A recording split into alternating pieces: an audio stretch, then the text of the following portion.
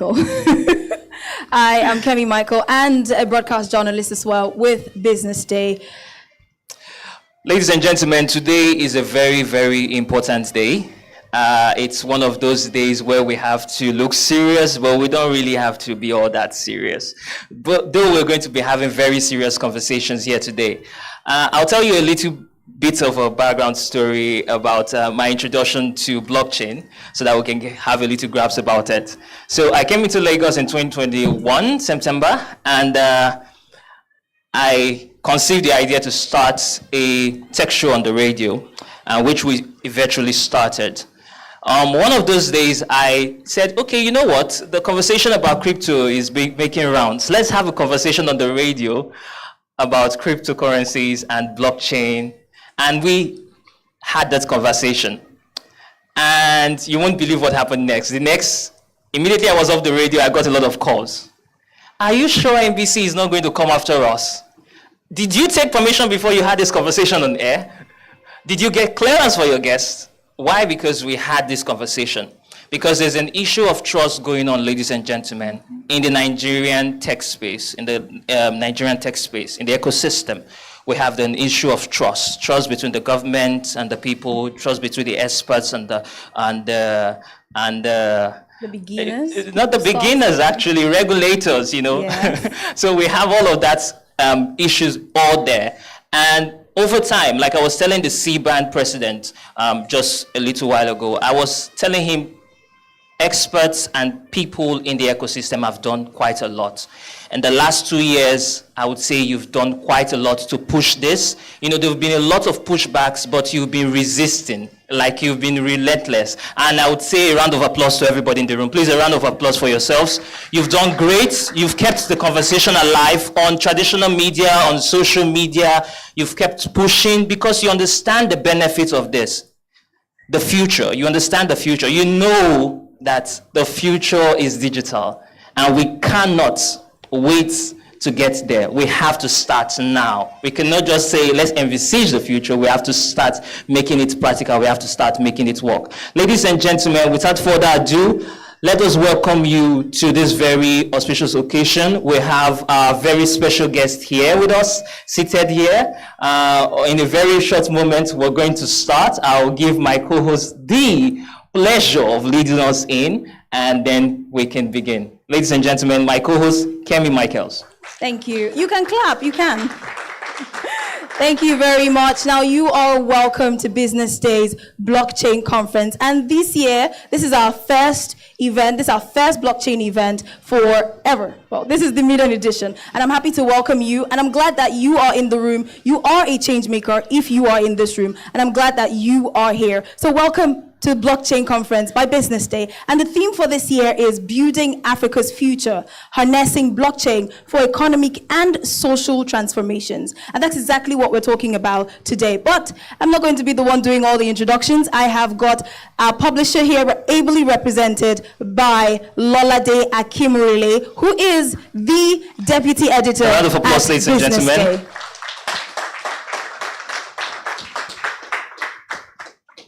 Thank you. Thank you.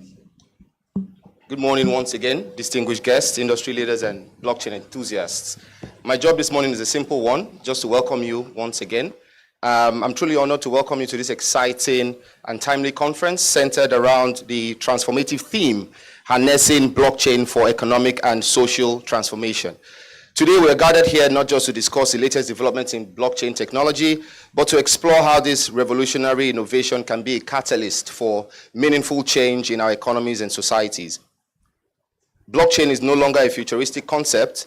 It's a force driving transparency, inclusivity, and efficiency across various sectors from finance and supply chain management to healthcare, governance, and beyond. The economic and social potential of blockchain technology is indeed immense. As we navigate a world where trust, transparency, and efficiency are paramount, blockchain offers solutions that can empower individuals and communities, foster decentralized collaboration, and create a more equitable global economy. In Ukraine, Estonia, Georgia, for example, governments are looking to set up land registries using blockchain technology. Azerbaijan is experimenting with digital IDs for banking, while Lithuania has opened a blockchain center to incubate startups. Switzerland aims to become a blockchain hub and is leading in adjusting regulations to these technologies. These examples show us what is indeed possible with blockchain technology. This conference is a platform where we will engage in rich discussions on how to leverage the benefits of blockchain for economic growth, social equity, and global cooperation. I would like to extend my sincere thanks to our esteemed speakers, panelists, sponsors, because their expertise will guide our conversations today. This is a unique. You represent the pioneers at the forefront of blockchain adoption, and your insights will undoubtedly inspire action and innovation across the spectrum. This is a unique opportunity for us all to learn, collaborate, and explore how we can use blockchain technology not only to drive innovation, but also address some of the pressing economic and social challenges of our time. Let us remember that this is not just about technology, it is about transformation of industries, of lives, and societies. It is about ensuring that blockchain's benefits are inclusive, accessible, and used to build a better future for everyone.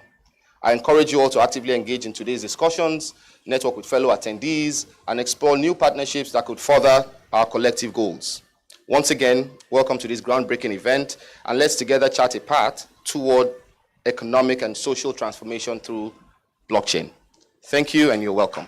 Thank you very much, Mr. Lolade. That was a very beautiful one, and I'm hoping you listened to him. And next thing that we're having right now, we're moving straight to it. I have to apologize for us starting late, but we're going to go straight into it and make sure that no time is lost at all. And the next thing on our program is the keynote address, which will be done by Dr. Emomotomi Agama, and he is the Director General of Securities and Exchange Commission. Please let's give him a round of applause as he comes up. Please keep clapping, don't stop. Welcome.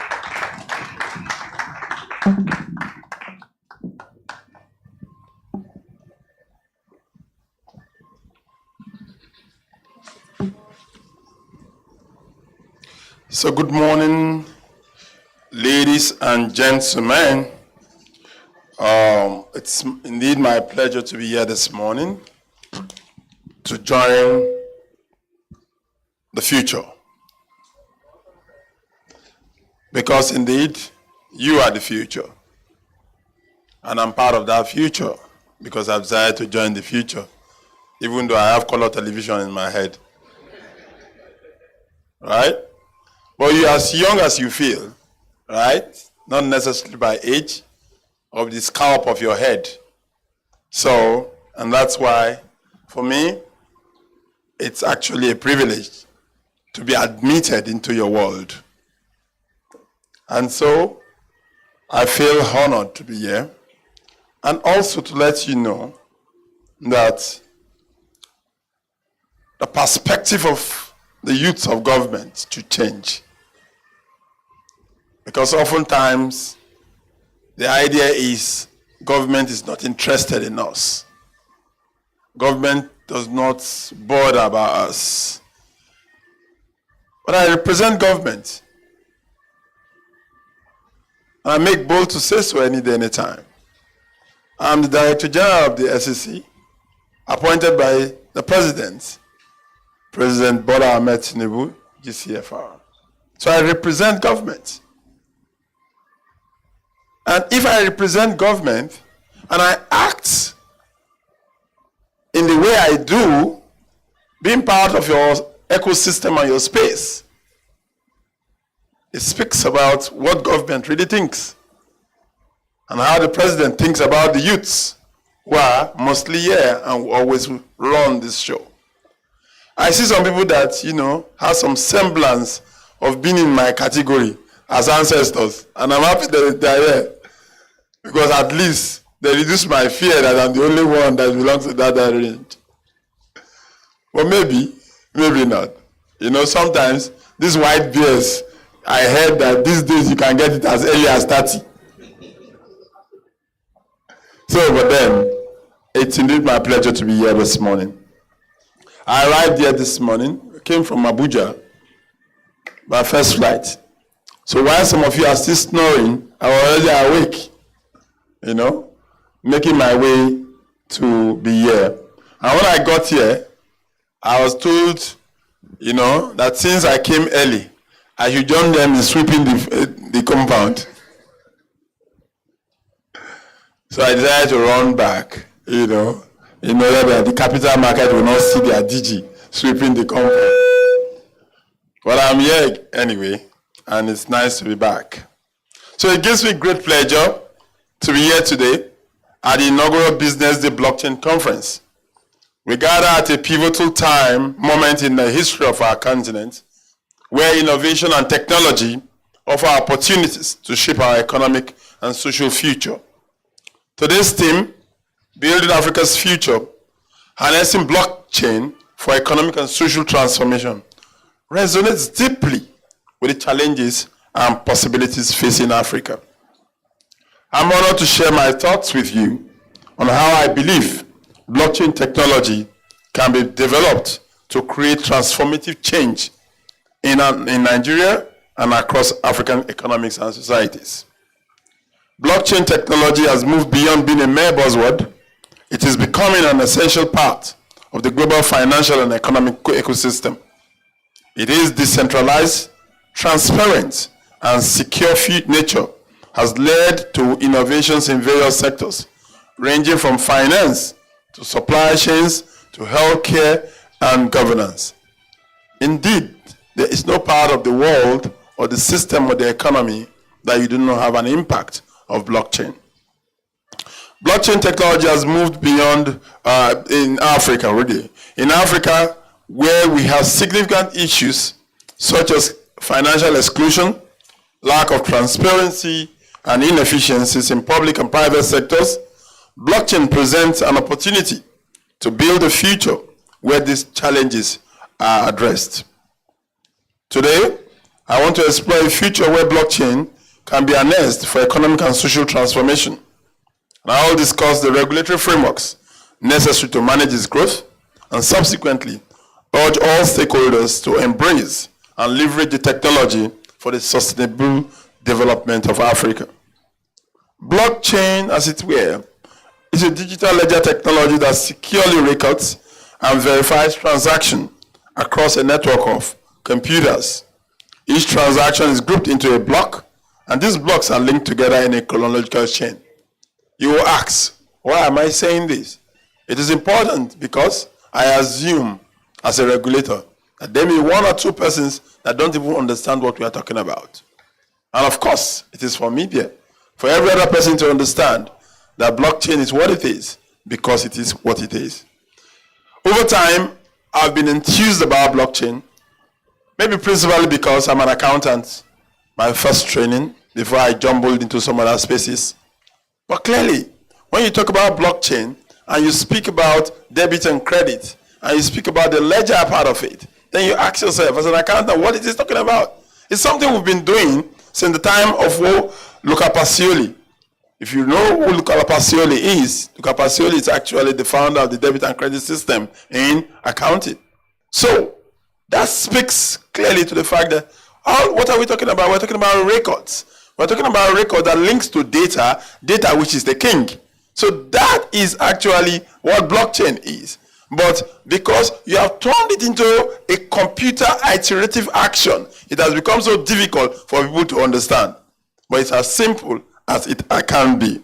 So for me, it's exciting to find accounting, playing the role it is playing, in our systems, but yet not being defined or identified as accounting. So blockchain technology offers multiple solutions that can significantly impact economics. Cryptocurrencies and financial innovation. Cryptocurrencies have emerged as digital assets enabling secure, fast, low-cost transaction across borders. For Africa, with its large unbanked population, cryptocurrencies can offer a pathway to financial inclusion by providing access to financial services without needing traditional banking infrastructure. Blockchain is already demonstrating its ability to revolutionize how we transact, save, and invest. With over 60% of Africans still unbanked, blockchain-based financial services offer a gateway to financial inclusion. I'll stop here. Why? Because I want to change our mindset. The narration about cryptocurrency and indeed other digital assets, sometimes makes me wonder, is it that it is that bad? Or is it a deliberate attempt, right, to give it a bad name so that you can hang it? Are there no good things that come out of it? Is it only about fraud that we hear everybody screaming about the value and use of cryptocurrencies? And the other answer that I will always give, a currency is not currencies, be it digital or paper. Don't we have digital currencies already in the cards that you use to purchase, whatever you want to purchase? Do people see it that way? That you don't have to carry the billions in your pocket, but it's just in one small card. And that's simply speaking about digital currency. So it is our responsibility here, not only to come for a conference like this, but to change the narration, trying to get people to understand that this thing is not as bad as, people make it appear. What value does it create? Has it created value? Has it been useful? That usefulness, have we explored it in making sure people actually understand what this particular innovation, as it were, could be? But did it start today? No, it didn't start today. It only became popular today. It only became popular today. Has it been in existence? Yes, it has been in existence. Has it been thought about? Yes, it has been thought about. As far back as 1950. Joseph Schumpeter, creative destruction. Then it became so popular, even in 1974, by Friedrich von Hayek, who named it freedom money. But when people do not understand, they try to give it a name that it does not really have. Even the money that we're speaking to, the cash that you have in your pocket, whatever currency it is, does it not also promote money laundering? Is it not used for money laundering? Is it not used for those bad deeds that has been ascribed solely to digital currency? It is, even much more. So it is our responsibility to share the knowledge while creating risk management around digital currency, giving it the transparency that it requires. But even more so, the beauty about digital currency is its ability for traceability. Because if they can be traced, then people will desist from using it for negative, purposes. So why don't we look at the positive sides of this rather than emphasizing on the negative sides of it? But the reason why the negative side is taking the day is because you and I have been quiet. You and I have been quiet. The MC was speaking about, trusts and trusts from regulators, from government, and all of that. You may think so, right? But that's not true. Because as government, one thing that we must do is to protect investors. As the SEC, it is our major responsibility to protect everyone that is going to be involved in it. That we, as much as possible, try to understand and create regulations around what we do not understand. Does not mean we lack trust. It only means we are careful. Oftentimes, a child never knows that, the water is hot until he puts his hand in it. No child understands the nature of vapor until it's burnt by the water. But the parents see the vapor from far and tells you, don't go near. So, smart contracts. Smart contracts are self-executing contracts with the terms directly written into code. Can revolutionize industries such as real estate, insurance, trade finance by reducing costs, speeding up transactions, and minimizing the risk of fraud. This can stimulate business growth, attract investment, and enhance economic efficiency. The speed at which some of the transactions can happen via a smart contract, are mind-boggling. The fact that by a code, you can simply see the entire nature of an asset and have the assurance to deal in that asset is as a result of blockchain and smart contracts. The value of blockchain can actually open up, a space that you never can imagine. So one of the advantages and the use of blockchain is smart contracts. And that is beginning to gain ground. And once it does, like we all know, one of the greatest challenge in our industry today or in our country today is around land, certifications. Not knowing who owns a land and who does not own the land.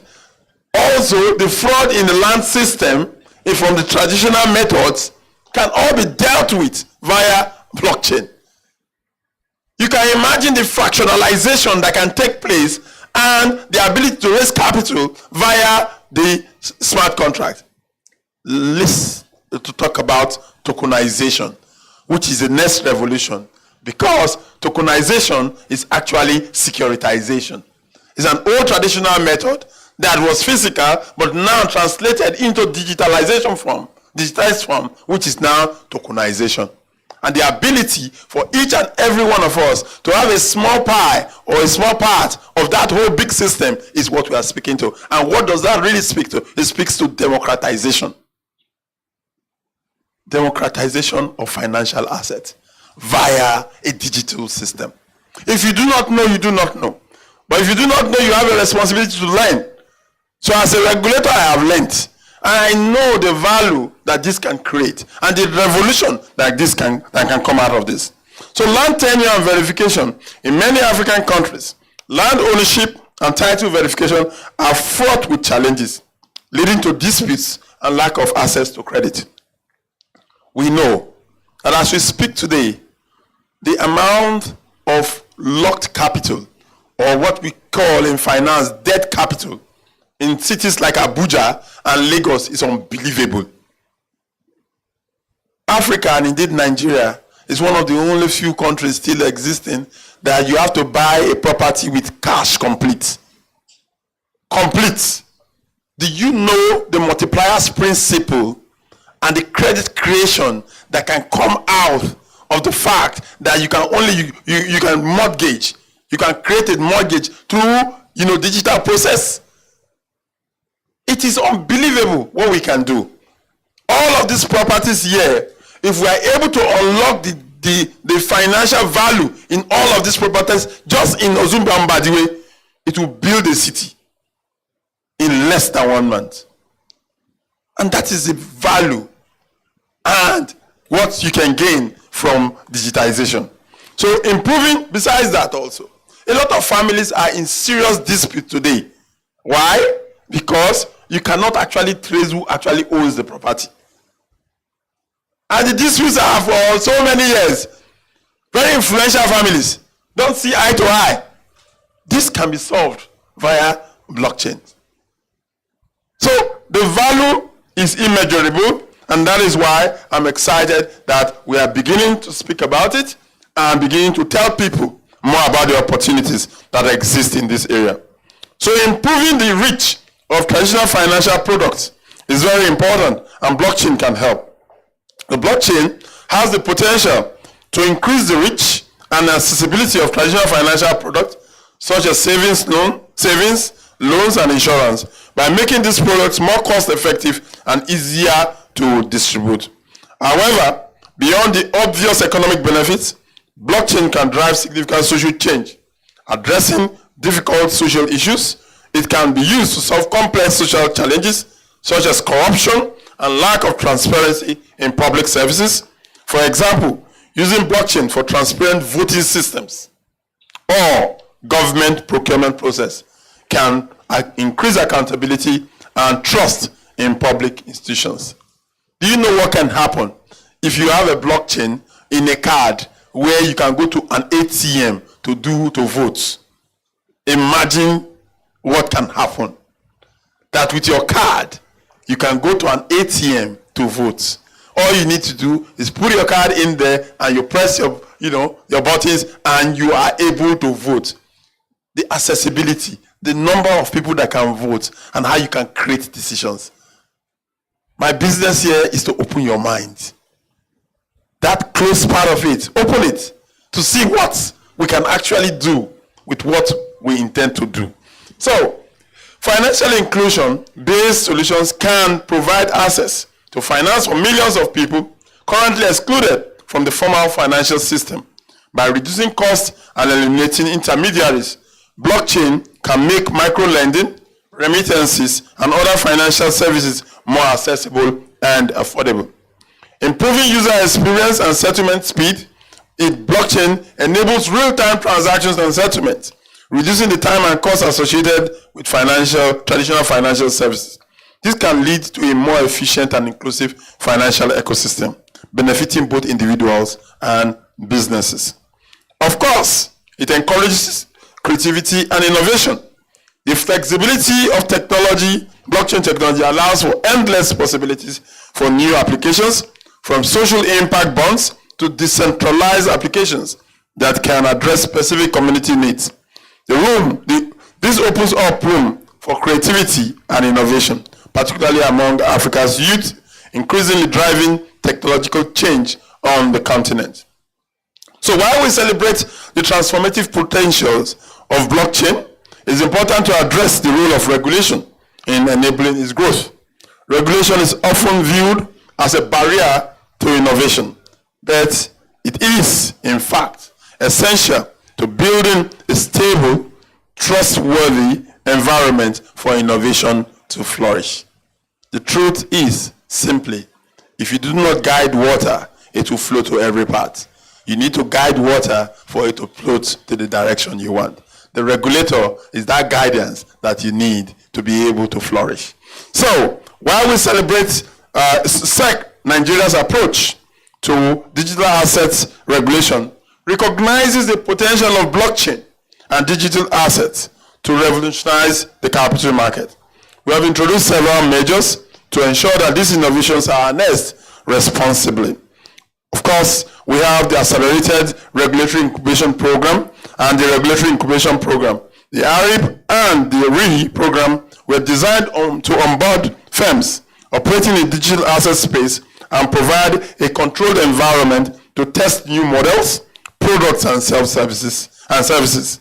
These programs foster innovation while ensuring that robust consumer safeguards are in place. The recent approval in principle granted to 2 digital asset exchanges and 5 firms participating in these programs is a testament to our commitment to enabling innovation. I am government. I represent government. I represent the President of the Federal Republic of Nigeria, who takes the youth seriously. And if I do not have the powers enabled by the law, which is the Investment and Securities Act, we won't be doing this. But because the government cares about you, the youths, cares about the people in this room, hence we are doing what we need to do. We may have come very, late in doing it, but it is better late than never. We try as much as possible, because in being late, there are things that may have been impediments. What are those impediments? Trying to study, understand exactly how this animal looks like. So, today, we have started, and there is no going back. And we believe that with the feedback we've gotten, we are all in a process to getting it better done.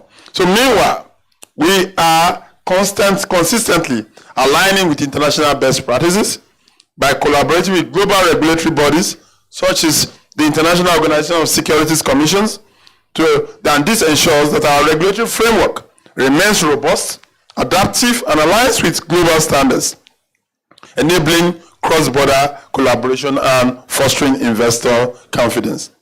Ladies and gentlemen, in this era of technological innovation, the question is not whether Africa will adopt blockchain, but how we will shape its adoption to maximize its benefits for all our people. I call upon all stakeholders, regulators, innovators, businesses, and civil society to embrace this technology with open arms and a collaborative spirit. For regulators, let us continue to refine our regulatory frameworks to foster innovation while protecting investors. Our goal must be to create an environment that encourages responsible experimentation and rapid scaling of successful models. For innovators, we encourage you to seize the opportunity to develop blockchain solutions tailored to Africa's unique needs. Focus on solving real-world problems such as financial exclusion, inefficient supply chains, and lack of transparency anywhere else. For our investors, invest in blockchain technology and partner with innovators to drive the adoption of blockchain solutions. Leverage this technology to create new business models that enhance competitiveness and create value for all stakeholders. For civil society and the academia, we expect that you will engage in research, advocacy, and education to build a broad-based understanding of blockchain and its potential benefits. Help us to demystify the technology and promote its responsible use in addressing social challenges. I'm also excited at the panel sessions that will explore the real-world applications of blockchain technology in Africa businesses and the regulatory frameworks needed to build a trustworthy blockchain ecosystem. I expect these discussions will provide us with the insights and tools necessary to unlock the full potential of blockchain technology for social and economic transformation. In conclusion, blockchain offers an opportunity to transform our economies and societies. We commit to this journey as the SEC with a shared vision, a spirit of collaboration, and an unwavering focus on building a prosperous and inclusive Africa, and I dare say, a prosperous and inclusive Nigeria. Thank you, and God bless. Thank you very much for that beautiful keynote address. Really do love it. And please, you don't have to go anywhere, because right about now, you would be handling the fireside chat. You'd be on a fireside chat right now. And that is going to be handled by our head of tech and entertainment, Jayola Temitaya. Please let's give him a round of applause as he comes on stage.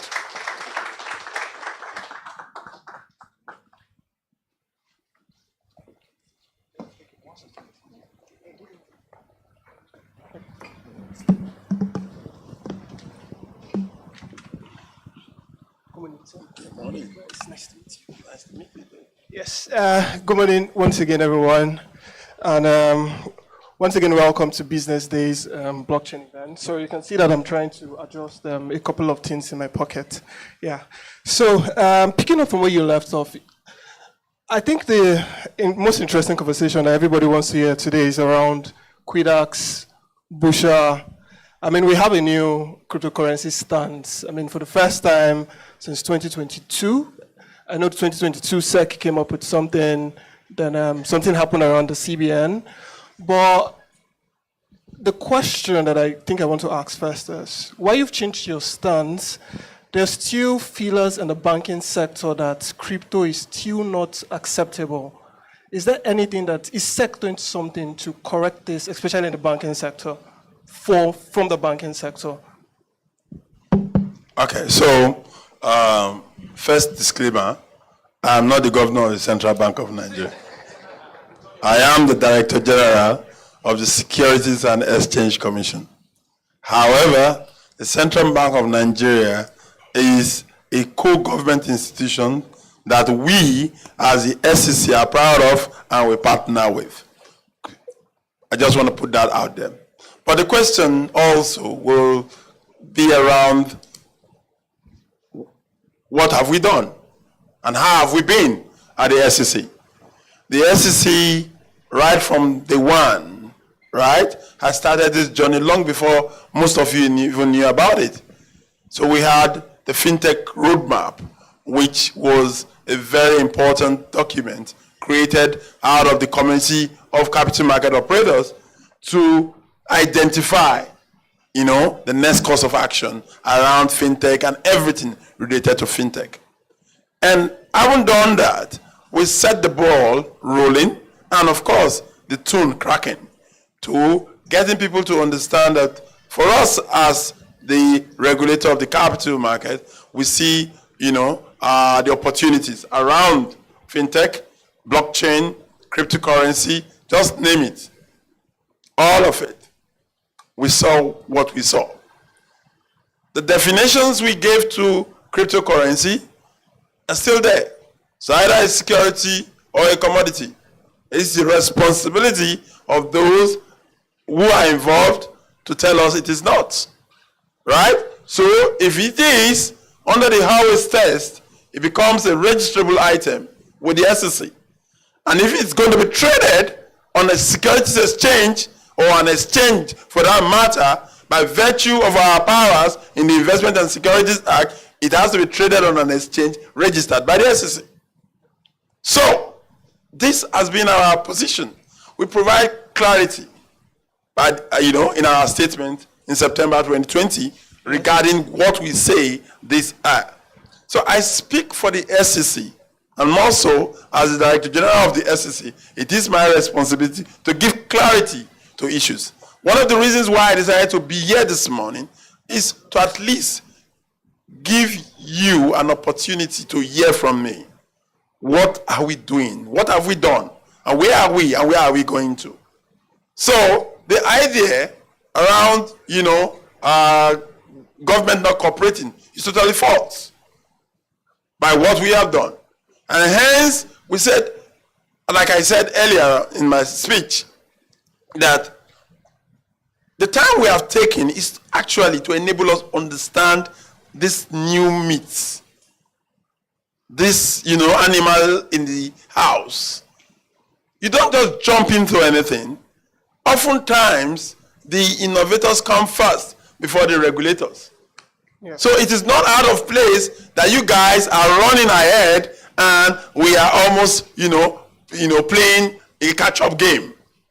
But that notwithstanding, some of us have been into it. I, went into cryptocurrencies via the academic route. And for that reason, I understand the animal. But that animal being understood by me may not be understood by others. So we need to be patient in getting everybody on board to be able to provide the guidance that is needed for us to grow this industry. We need to grow this industry together. The government is interested in the population, which is over 80% of the people of Nigeria that are interested in this area. And if the government is interested in it, then the government has a responsibility to protect the investors that will come into it. Besides, the SEC is the only securities commission in the world that has the developmental role of market development, besides investor protection. So, we have a twin goal, investor protection and market development. Some of the things that we are doing will be around market development. Some of the things that we need to do around education is market development. We need to be able to educate people, you understand? To educate the citizens, to educate investors, to educate participants. Because there's something that we can't take away. In every investment, there's a risk. Yes. That risk must be understood by the people. And the SEC has a responsibility to share that information with people that whatever you intend to do, you must be aware of those risks. So when you get into it, and if for any reason the risk turns the other way, you know exactly that you were aware. You just decided to. Of course, investment is about risk reward. And that risk reward is the higher the risk, the sweeter the reward. The lower the risk, the less, beautiful the reward is. So, I guess I have spoken to your question, but if I have not, please come again. No, I think you have, because I think from what you said it's going to take time to get everybody on board. Of course. So, yes, the second started, we still need to wait for others to also join. And I think that will still bring me to still on regulation, and this is going to touch about your approach towards regulation, because I know earlier last year you brought back your regulation on digital assets, the drafts, and in that draft there were concerns from key players in the industry, and I mean some of them had to do with market entry. You set a price for people to be able to enter the market. And you said here that, we're trying to encourage innovation, we want the youth to come on board. But some of this cost, the average youth in Nigeria might not be able to afford it. So how are you going to, is there still more? Should we still expect more from a collaborative approach from SEC towards, okay, how do we see regulation? Okay, now that there's this feedback, are we expecting, I wouldn't say a drop in price, but are we going to expect a more market-friendly regulation, in quotes? All right, so it's interesting that you asked that question, and I can say something that is important for the young people to know, right? Everybody cannot be a CEO. Everybody cannot be a CEO. You need collaboration. The challenge the youths have is they don't want to work together. Everybody wants to, do their thing, right? Because we can understand what I want to say now, I'm sure it will make a meaning. They say na corporation I make rice full pot. If corporation not dey, rice no go full pot. So you need that cooperation amongst yourself to be able to build a strong and virile industry.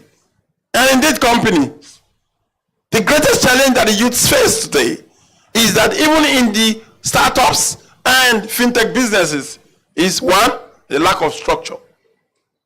Two, lack of governance. Three, lack of accountability and transparency. Once you hammer, the next thing you do is go and buy Range Rover.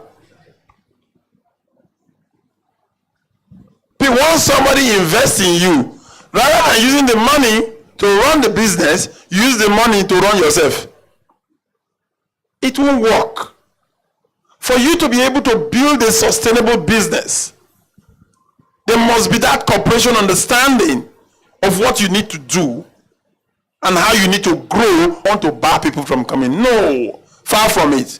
We're saying we want you to put yourselves together to come up with strong institutions that will be lasting. Ask yourself, how many of you in your businesses have failed? Failed with very beautiful ideas because you refuse to cooperate. So the regulations that we put out there are regulations that will allow you come together.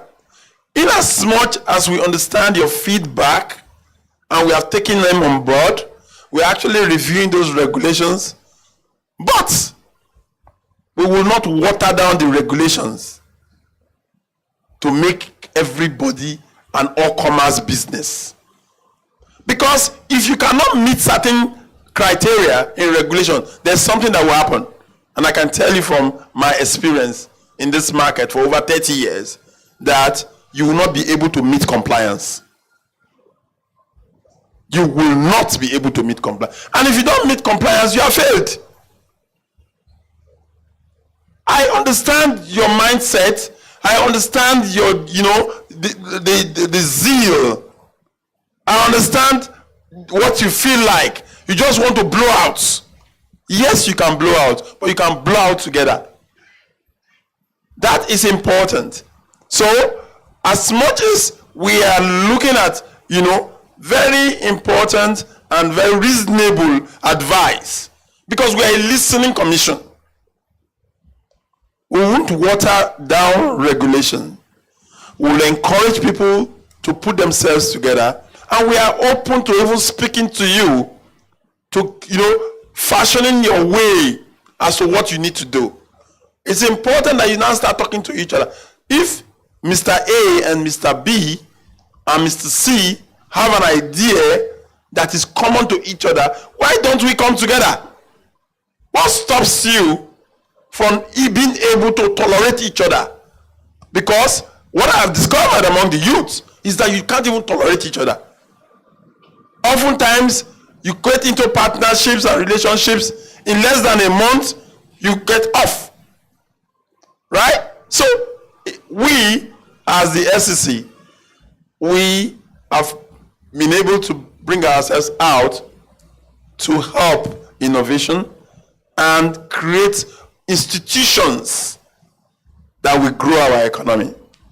So, it is my candid opinion that you do not look out for a watered regulation. No.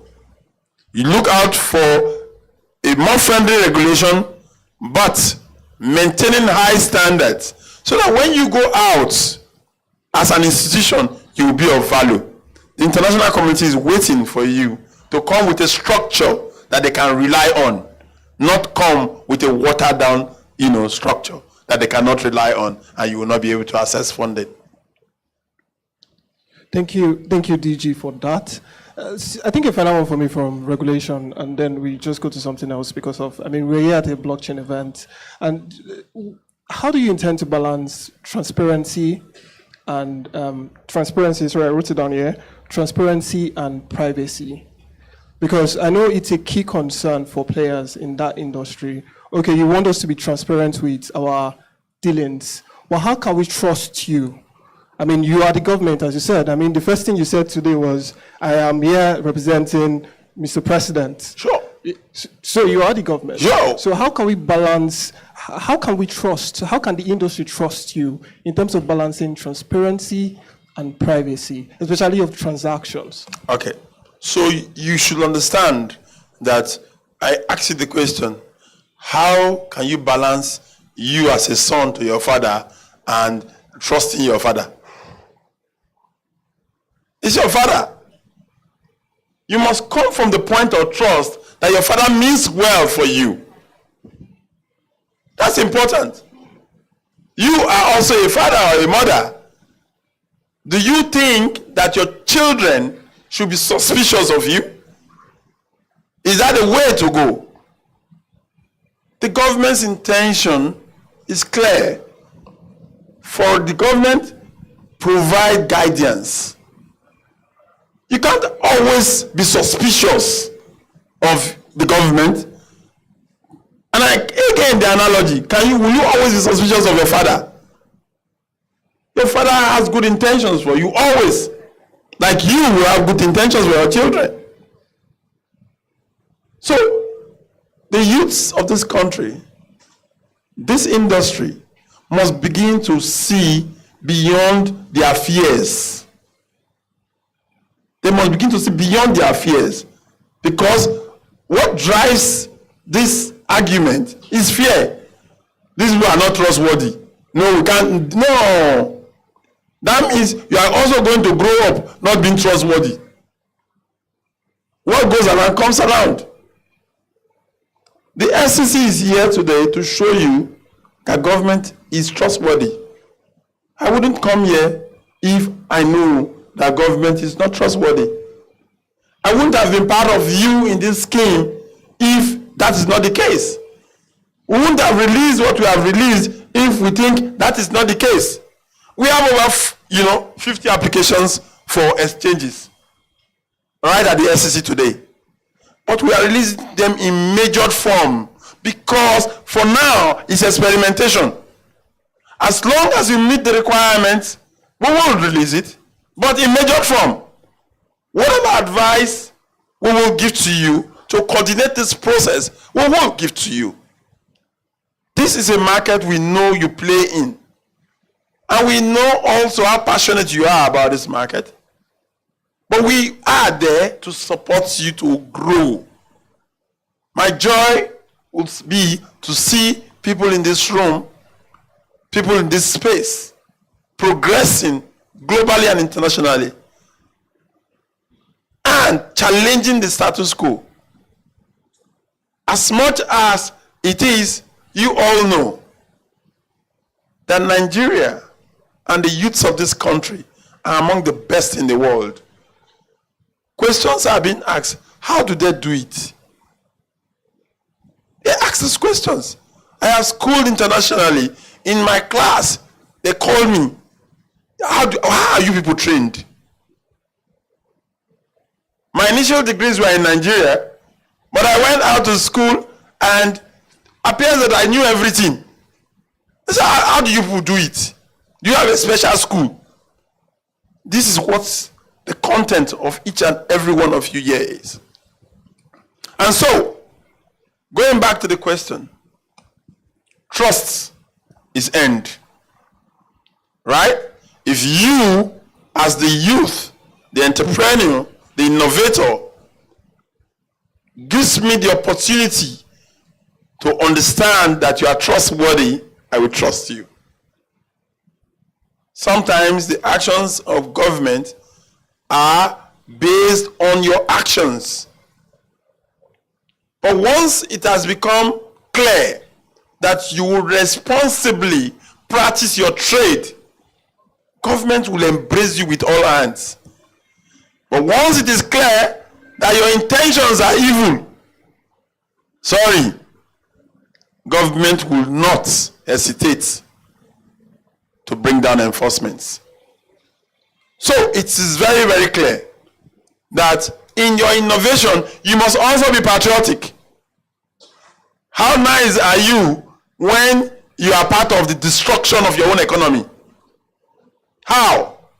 Because you want to have a personal gain? No, it shouldn't be so. Your patriotism should be top notch. Nigeria first, irrespective of the gain that you are going to have. So, and lastly, to speak about this, the information government has, none of you can have it. We are more or less like an helicopter. What we see, you can see it. So some of the actions that government takes is predicated on what we see and know, which sometimes is difficult to say outside in the public. But what we desire as government is that you act responsibly. Do the things you need to do and protect your country. Protect your government. This is Nigeria. It's your country. You do not have any other one other than this country. Don't allow others who do not mean well for your country influence your actions. Think first about your country, and the country will be better for you all. So I think we've come to the end of this session. But this is not really like a question, although it might still be like a follow-up on what you said around trust is earned. Trust is a two-way street. Okay, we want the youth to trust us, but has the government done enough to earn that trust? So far, in terms of how the government has viewed and in terms of how the government has related with the industry, it seems as though it's clamp down, clamp down, clamp down. And we want the industry to trust us. I know you are doing a lot now. You're doing a lot different. Am I government? No, yes, sir. Am I government? I'm government. So that's what I'm saying. Yeah, so if I am government and I'm doing all I'm doing, and we have been doing what we have been doing at the SEC, take it or leave it. I've been part of this system, I'm part of this space. There's hardly anybody here that does not know me, I guess, right? Even before my ascension to becoming the DG of the SEC. Will you not think that government trusts you? That is why I decided to bring somebody who is part of you to lead the SEC. Will you not see that the actions of the one government has brought to lead the SEC is beginning to yield some positive results by the registrations we have done? Will you not see that the one government has appointed to lead is interacting with you in a free manner without any inhibition? That government is trusting you? Will you not see that for this reason, government needs to protect the citizens and the investors that are its citizens who probably do not know so much? That is why the team at the SEC is working day and night to making sure that we get results and develop this space. Will you not see that one of the, men, what I call you men, strong men in the industry, is the Minister for Information Technology, and it's part of you? How else do you want government to demonstrate its transparency and its trust? Is it by allowing the wrong things to happen? Is that where government demonstrates those things? Let me give you a story. I have a daughter, right? She's a woman now, and she was young. And she took the knife, and she was playing with the knife. In the process of playing with the knife, I love her so much because she's my first child. And I don't want her to cry. Anything I can do to protect her from crying, I will do. And one of such things was the holding of that knife. I knew if I take it away from her, she will cry and I will feel hurt. So I refused. I didn't take it away from her. Unfortunately, she used the knife to cut herself. It was only when she cut herself and she was crying and there was blood that I had the courage to take it away from her. Fast forward. 15 years later, one day, she had the courage to call my attention. She said, "Daddy, what happened to my hand?" Excuse me.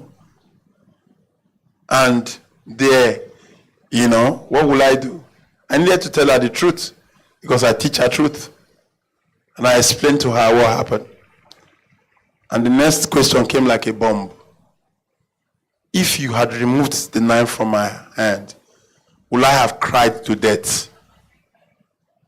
Now you see, you didn't remove the knife from my hand because of your love for me. Now I have a scar that will live with me forever. Which would have been better?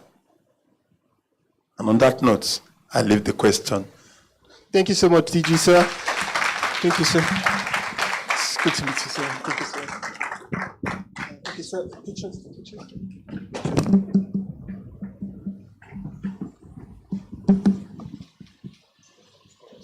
All right, I would like to call up, before you go, sir, I'd like to please your indulgence. I'd like to call up Dr. Ayodele Bakare of NITDA to come up and take some pictures, as well as our representative of the publisher, Mr. Lolade Akimurli, and CMO, Chief Marketing Sales Officer, Ijoma Ude. Thank you very much.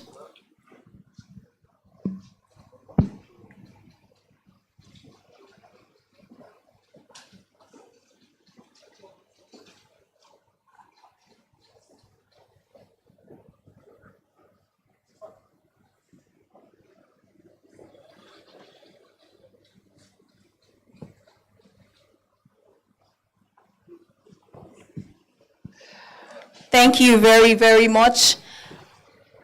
All right, we're going to move on to the next thing on the agenda right here, and that is the keynote address by Mr. Kashifu Inua Abdullahi, who is the Director General of National Information Technology Development Agency, the NITDA, and he's represented by Dr. Ayodele Bakare, the Head Digital Technology Development Division, NITDA. Please let's give him a round of applause. Thank you.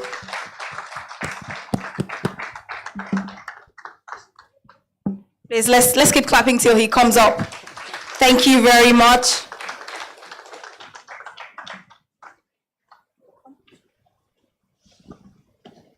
Thank you very much. Anytime I hear the word blockchain, I am always super excited. Is it because I see a chain of blocks that stores my money and transactions? Or is it because I see a chain of blocks that ensures that anytime I want to do a transaction, I do not have to go through a third party?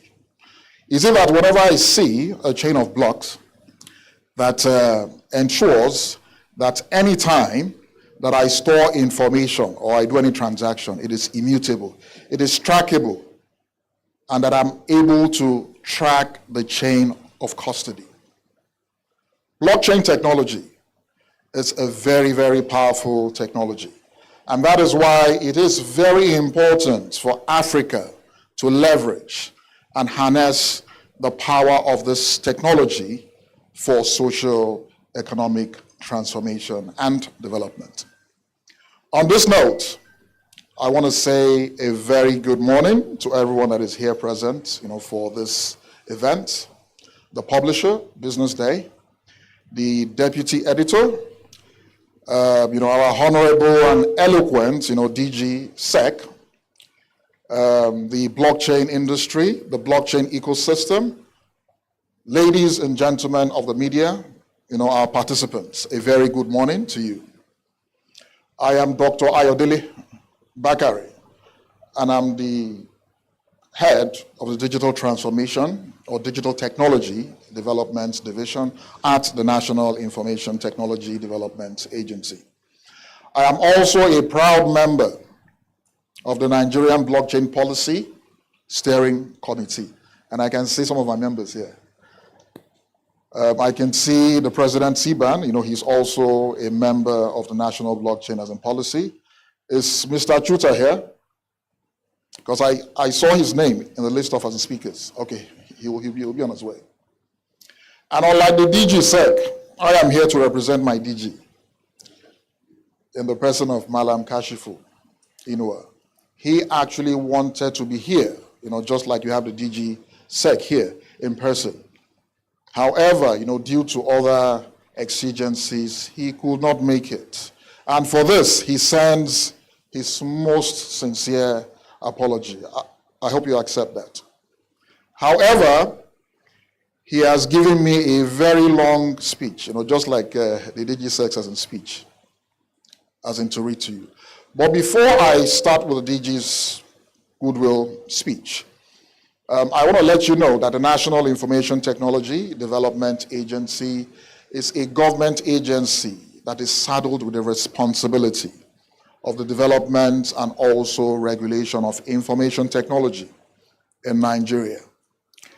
We help ensure that information technology is used as an enabler in different sectors of the economy. That is, every organization, either within the public sector, private sector, academia, can use information technology to improve its efficiency, its productivity, its profitability.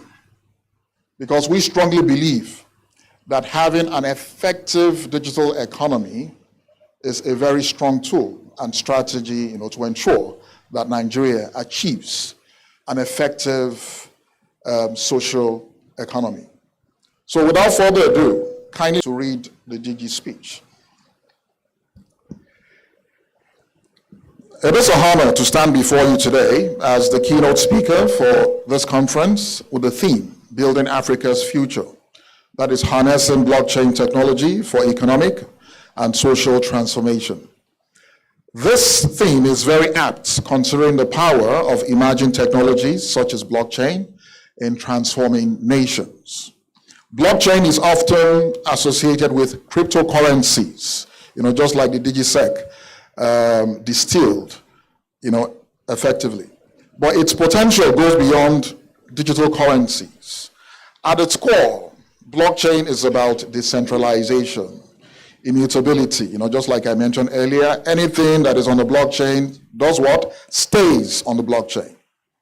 Transparency, accountability, and security. It allows for the creation of trusts in systems without the need for intermediaries, just like it was mentioned earlier, ensuring that records are immutable, traceable, and verified. For Africa, this technology can address some of the continent's most pressing challenges while unlocking new avenues for development. Africa has historically been marginalized in global trade and finance systems, plagued by issues such as lack of trust in institutions, inefficiency, and economic inequality. Blockchain offers an opportunity to bypass traditional barriers and create systems that are more inclusive and equitable. But to fully grasp its potential, we must look at two key areas where blockchain can have the most profound impact. That is talking about economic growth and social transformation, which aligns perfectly with the theme of this conference. According to the World Bank, about 57% of Africa's population remains unbanked. Nearly 60% of adults in sub-Saharan Africa lack access to formal financial services. This exclusion hampers economic growth perpetuates poverty and limits opportunities for entrepreneurship.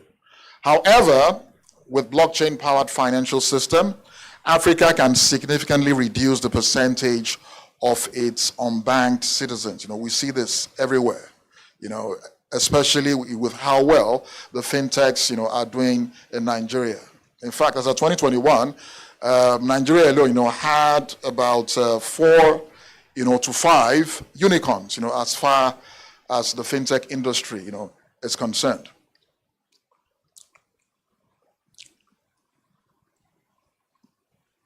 So peer-to-peer lending platform and decentralized finance models can bring affordable loans to small businesses and individuals without the need for traditional banking infrastructure. Moreover, blockchain can facilitate cross-border payments, which is critical in a continent with about 54 countries, each with its own currency, regulation, and trade barriers. Using blockchain, international remittances, one of Africa's largest sources of foreign income, can become faster, more secured, and far cheaper. This reduces transaction fees, ensuring that more money goes directly to families and communities and small businesses. Intra-African trade, particularly under the African Continental Free Trade Area, could also benefit enormously. Blockchain could streamline customs processes, eliminate corruption, and provide real-time tracking of goods. It promises to bring more transparency and efficiency to supply chains, ensuring that African products reach global markets faster with fewer roadblocks. So in terms of its social transformation attributes, Africa's developmental challenges are not limited to economic issues. They extend into government, public services, and trusts in institutions. One of the most significant challenges Africa faces is corruption. Blockchain's decentralized and immutable nature can make it an invaluable tool for promoting transparency and accountability in both public and private sectors. Government records, from land registries to tax collections, can be securely stored on the blockchain, making it nearly impossible for data to be tampered with. Like it was mentioned earlier, one of the characteristics of having a blockchain-based solution, is immutability. Ensures that everything that has been stored on the blockchain remains on the blockchain and it can be as tracked. So this should significantly reduce corruption, empower citizens, and promote more equitable access to resources. In healthcare, blockchain can be used to store medical records, track the distribution of medicines, and ensure that aid reaches those who need it most. Imagine a healthcare system where patients' data is secure, portable, and accessible to doctors across borders. And that is part of what NITDA, has been doing for a very long time, as far as, the blockchain adoption and implementation is concerned. We've had series of interactive sessions, with local blockchain as in companies that have been developing blockchain solutions, especially in the health sector. There's a particular company that we've been working with, and they have a solution to help trace the chain of custody of drugs, meaning that you know who has handled the drug, you know the source of the drug that is coming to you. That's one thing that NITDA has been done. And again, I was part of a stakeholders event, I think about 2-3 months ago, organized by the Ministry of Health. And what their plan is to see how they can unify the electronic health records of patients that patronized government-owned tertiary hospitals nationwide. And one of the solutions that I gave to them is to use as in blockchain. So I want to use this as an open invitation, because once you come to events like this, part of the benefit, is to get information, such as this. So if you know you are here and you're a blockchain company or a developer, especially in the health sector, my chairman just entered, and I will explain why he's my chairman later on. So if you have such solutions, consider this as an expo, but don't mention my name. Get to the Ministry of Health if you have this solution, and I can assure you, that they will be ready to receive this solution. because it's something that is urgent on the agenda right now, to see how they can unify the e-health records or electronic health records of patients, that patronize tertiary government hospitals in Nigeria. Blockchain can help improve service delivery and resource allocation, contributing to better health outcomes. Education is another sector that stands to benefit. The DigiSec has been talking about the financial side of as in blockchain, but we are talking more of sectorial use cases. NITDA is not a financial as a regulator, but of course, we have the powers to ensure compliance and also regulate information technology, including emerging as in technologies. So as far as education is as in concerned, part of the plans of NITDA, and we've started discussions already with local blockchain companies, because we believe so much, in the local blockchain industry. So we've been discussing with so many local blockchain companies to see the possibility of approaching, for example, the DG NYSC, to see how we can put NYSC certificates on the blockchain to help with authentication and validation. And we're also thinking of collaborating with the Ministry of Health, to see how same can also be applied to that sector to reduce the occurrences, of fake certificates. So we are looking at seeing how certifications, either at the primary, the secondary, and the tertiary levels of education, we can have certificates, on the blockchain, for proper authentication and validation. So, I know I've given you hints of as what has been done, but this section that I'm going into now talks about what government has really done as far as blockchain development is concerned. The DigiSec, talked a lot about, what SEC has done, especially within the financial sector.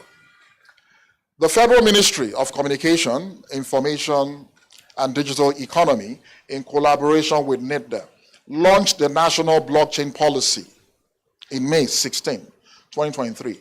And the purpose of this policy is to drive the growth of blockchain industry in Nigeria for socio-economic growth and prosperity.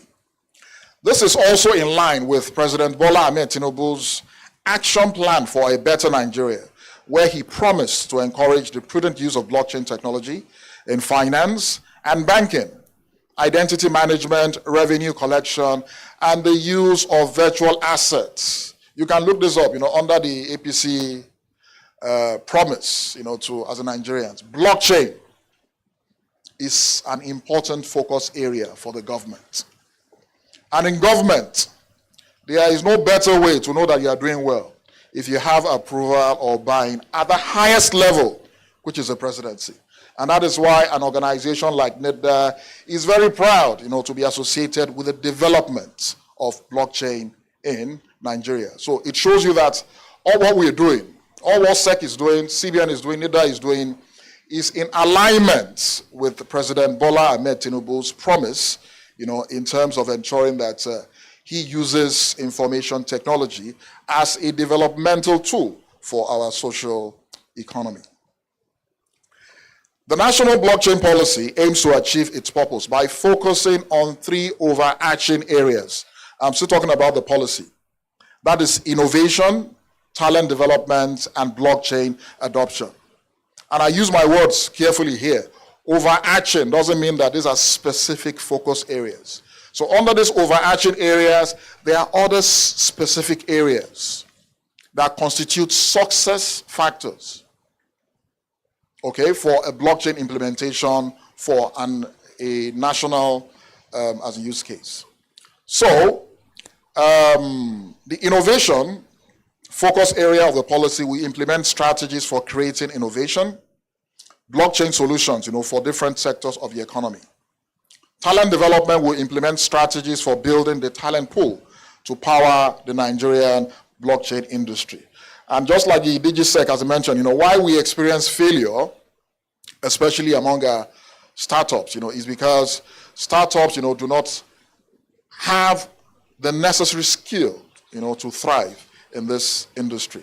So as a result, the talent development focus area of the NBP is to ensure that we have this whole, we put in strategies to ensure that we attract this talent that will power the local blockchain industry. And finally, blockchain adoption will implement strategies for encouraging the adoption of blockchain solutions in different sectors of the economy. When it comes to technology, there's usually two parts of it. Implementation, where we have techies as in like you. And adoption. Adoption is where the money is. If you do not have strategies for adoption and you keep on implementing, you keep on coding, then definitely money will not be made.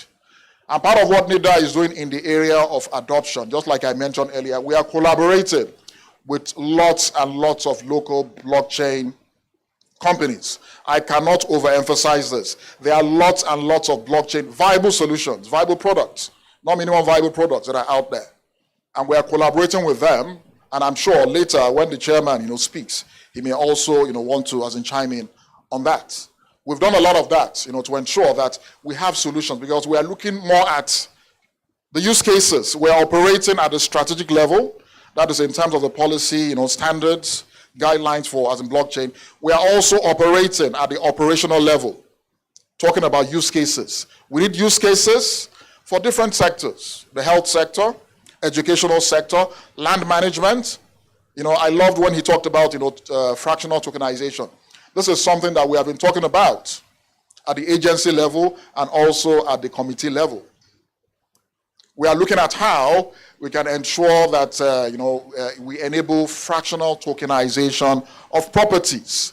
You don't need to have billions, to own an apartment. You can own a fraction of it and also use it as a store of value. So these are use cases, that we're actually looking at, and we are working with different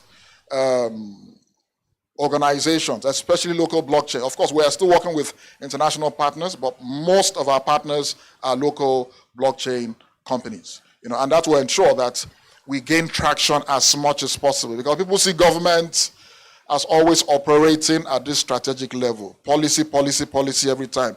Do this, don't do that, but nothing is seen on ground. And that is why we're also focusing on that operational level. Let's see results. Let's see the solutions. Let's see people use them. Let's see people benefit as in from them.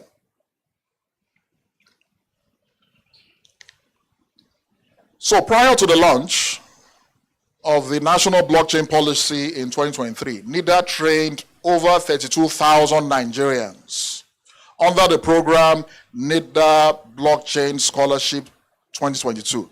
And this was done in collaboration with Dominion Technology Solutions. And I believe some of us know Dominion Technology Solutions. It's a local blockchain company. We partnered with them in 2022, even before the launching of the national blockchain policy. And we were able to celebrate the graduation of over 33,000 Nigerians, as at the same day, we launched the national blockchain policy.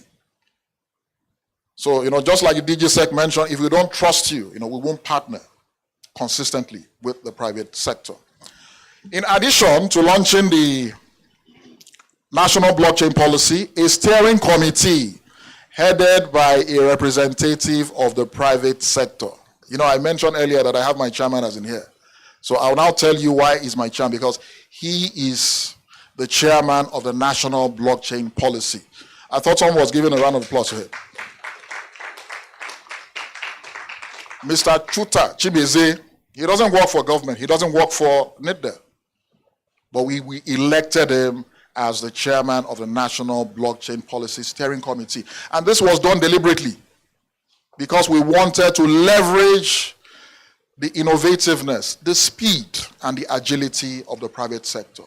If we were to be headed by an entity, from the public sector, the kind of success we've achieved as in so far may not have been achieved. And I'm using this opportunity to commend him, because he has done wonderfully well in the short period of him being the chairman of this steering as in committee. He has worked with speed. He has ensured that all the requirements of the committee, are implemented in an effective and efficient manner. In fact, we're always playing catch up as in with him. He's always ahead of us, just to ensure that, the responsibilities of this committee are as in carried out. And aside from having the chairman from the private sector, as members, we also have a combination of entities from the private sector, the public sector, the academia, and civil society. SEC is a member of the committee. CBN is a member of the committee. And this was done deliberately just to ensure that there is effective collaboration. And I say this a lot. Anytime I have the opportunity, to address audience, such as yours, effective collaboration is what we need in this country. Because if you look at it, as far as technology is concerned in developing Nigeria, we have all the opportunities, in terms of the policies, strategies, in terms of infrastructure. But the problem is that to synergize all these opportunities, we are more focused on problems. The challenges, that is what you see us, being focused on. And that is why we carefully ensured that members of this committee, will help us achieve, the right, recipe, for success. So, the steering committee is saddled with the responsibility of overseeing the implementation of the national blockchain policy. And I also use this word carefully. So the responsibility of the steering committee is oversight and not operational. The operational aspect, we'll leave it to you guys, the blockchain industry, the blockchain ecosystem, and other relevant entities. And so far, under the oversight of NITDA, the committee has achieved the following.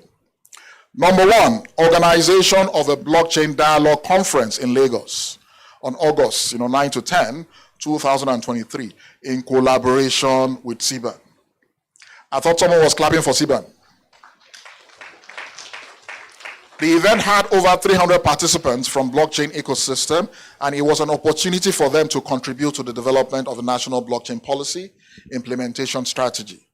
Number two, development of a national blockchain policy implementation strategy plan. Without a plan, a policy is useless. So, one of the achievements of the steering committee is to also, develop a national implementation strategy plan. This strategy identified different initiatives that will be implemented to achieve the purpose of the national blockchain policy. These initiatives cover areas such as talent development programs, baseline study. Have I spent 20 minutes already? I can continue? Blockchain research development, funding, incentivization, regulatory sandboxes, partnerships, collaborations, hackathons, use case implementation, and digital public infrastructure support for blockchain. Number three, we've achieved collaboration with ingenious blockchain solution companies to provide viable blockchain solutions for pilot implementation in different sectors of the economy. We have identified sectors such as land management, finance, education, health, and agriculture. Then number four, we've been able to create public awareness on the national blockchain policy on different platforms, such as social media, traditional media, and conferences, such as this one. I know the chairman of the committee may have one or two things, to say later about the achievement of the committee. So while the implementation and adoption of the blockchain in Africa is beneficial, it also has its challenges. Africa encounters challenges in digital infrastructure, digital literacy, and regulatory frameworks. And for blockchain to deliver our expectations, we need to address the digital divide, ensure access to reliable internet, and build talent needed to implement these solutions. Moreover, governments must create supportive regulatory environments that encourage innovation while protecting citizens. If we are to build a blockchain-based future, we must also invest in education and upskilling, ensuring that African youths are equipped to lead this digital transformation. However, these challenges are not immutable, borrowing from the lexicon of blockchain. In fact, they represent opportunities for collaboration between governments, the private sector, academia, and civil society. Already we are seeing African startups and innovators at the forefront of blockchain adoption, from digital currencies in Nigeria to land registries in Ghana. These are promising signs that Africa can leapfrog, traditional development models and create systems that are tailored to its unique needs. We've missed out on the first, second, third industrial revolution. This fourth industrial revolution gives us that opportunity to leapfrog in terms of social economic development. And the good thing about the fourth industrial revolution is that it requires less of natural resources. It requires less of natural resources, but more of brain resource. And as the last time I checked, we have so many brain resources in Nigeria. So I want to sincerely appreciate Business Day for inviting me to this conference. I also want to commend Business Day, CBAN, and other partners for organizing this conference. This underscores your commitments to development and growth of Africa's digital economy. In conclusion, blockchain alone will not solve all of our African problems. No, we have so many problems in Africa. So let's not see blockchain as the silver bullet. But it offers a powerful tool in our collective efforts to build a brighter future. It is not just about the technology, it is about empowerment, inclusion, and creating systems that work for all Africans. Africa has a history of resilience, innovation, and ingenuity. Today, we stand at the threshold of a new era, one where we can leverage technology to transform our economies, strengthen our societies, and build a more prosperous and equitable continent. But it requires vision, collaboration, and a commitment to ensuring that no one is left behind in this digital revolution. As we continue with the proceedings of this conference, let us remember that the future we build today will define Africa of tomorrow. Blockchain is not just a buzzword. It is a key to unlocking the potential of our continent. Thank you, and do have a very pleasant and rewarding deliberation.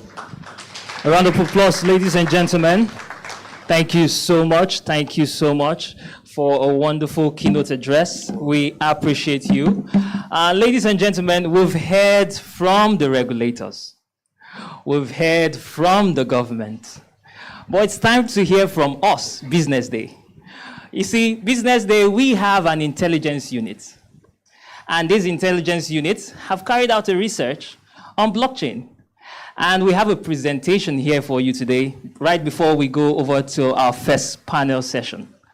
Ladies and gentlemen, help me welcome Mohammed Akonji. He is the Senior Research and Data Analyst at Business Day. Ladies and gentlemen, a round of applause.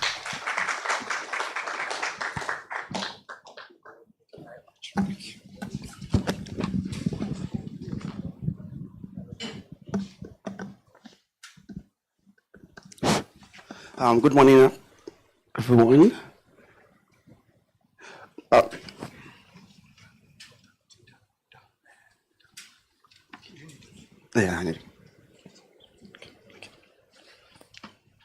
So good morning, everyone.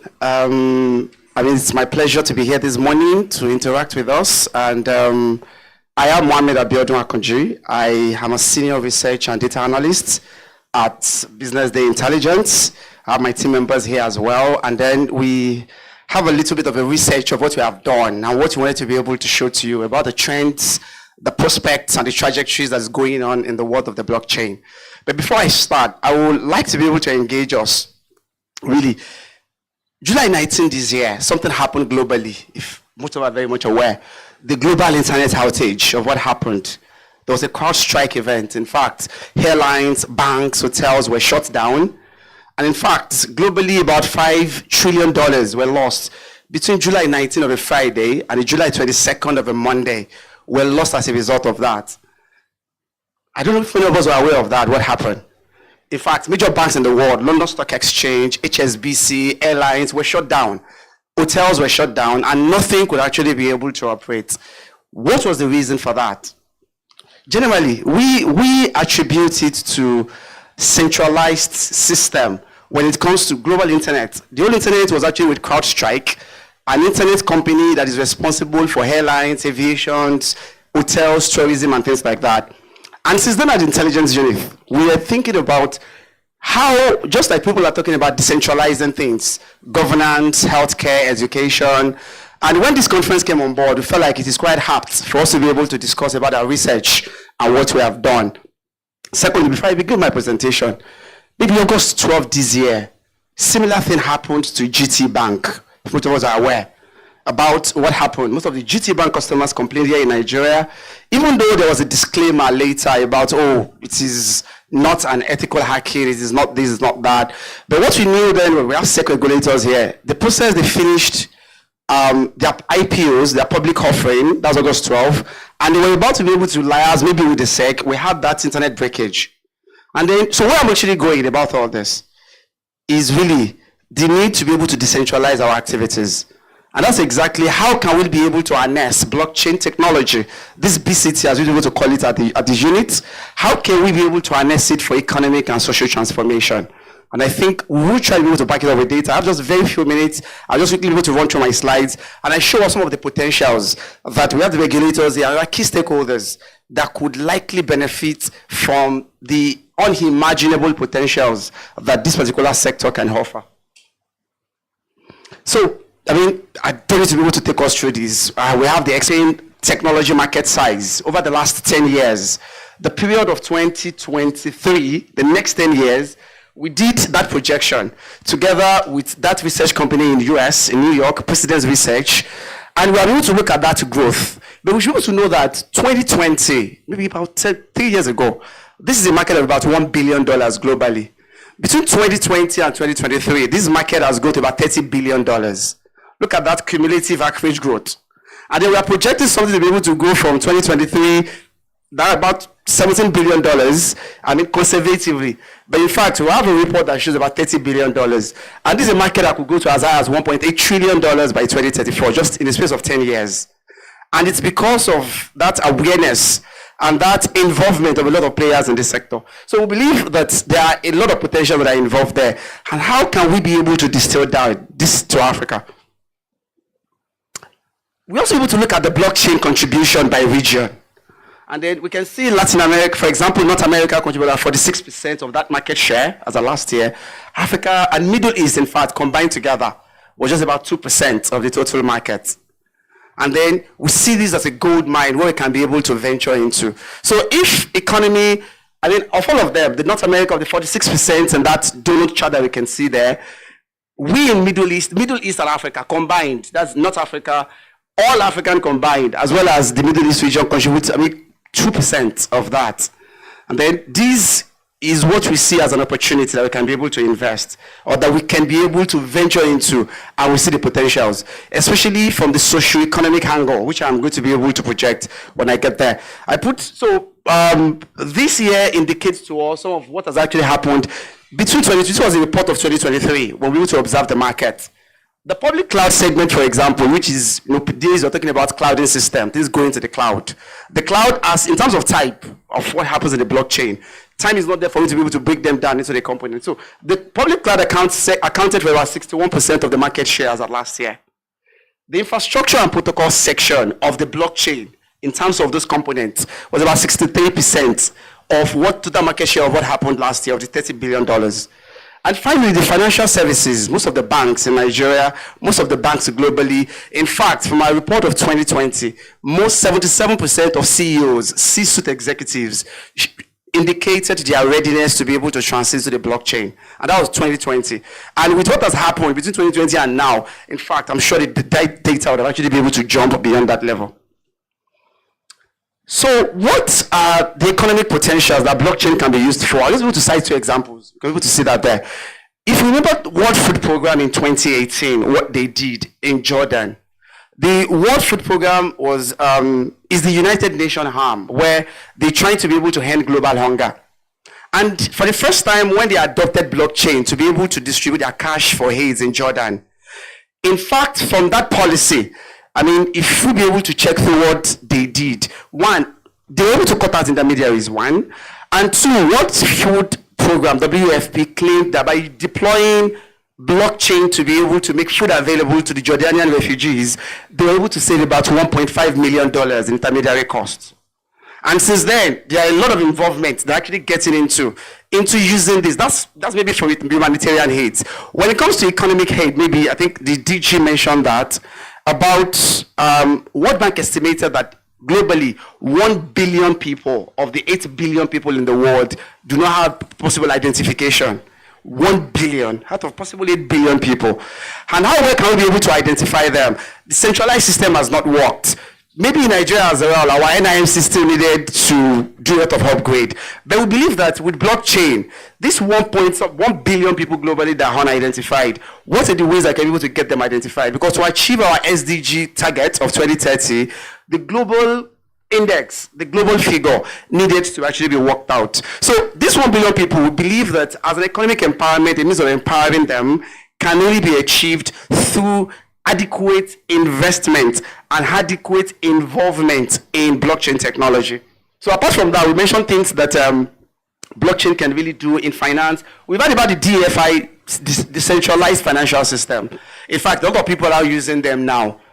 Beyond the traditional banking system, people now rely more on maybe OPay system, for example, or money points. You tend to be able to see people expressing their reliance for some of these decentralized peer-to-peer systems that people are doing, the P2P. So that growth of that market itself is something that is very, very tangible that we feel like we would also be able to work on.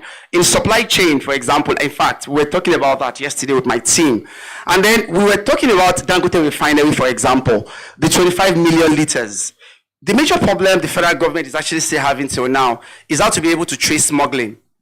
People, for now at the time, we're saying about 60 million liters is what we consume locally in this country. Okay, after subsidy removal, maybe 38 million liters.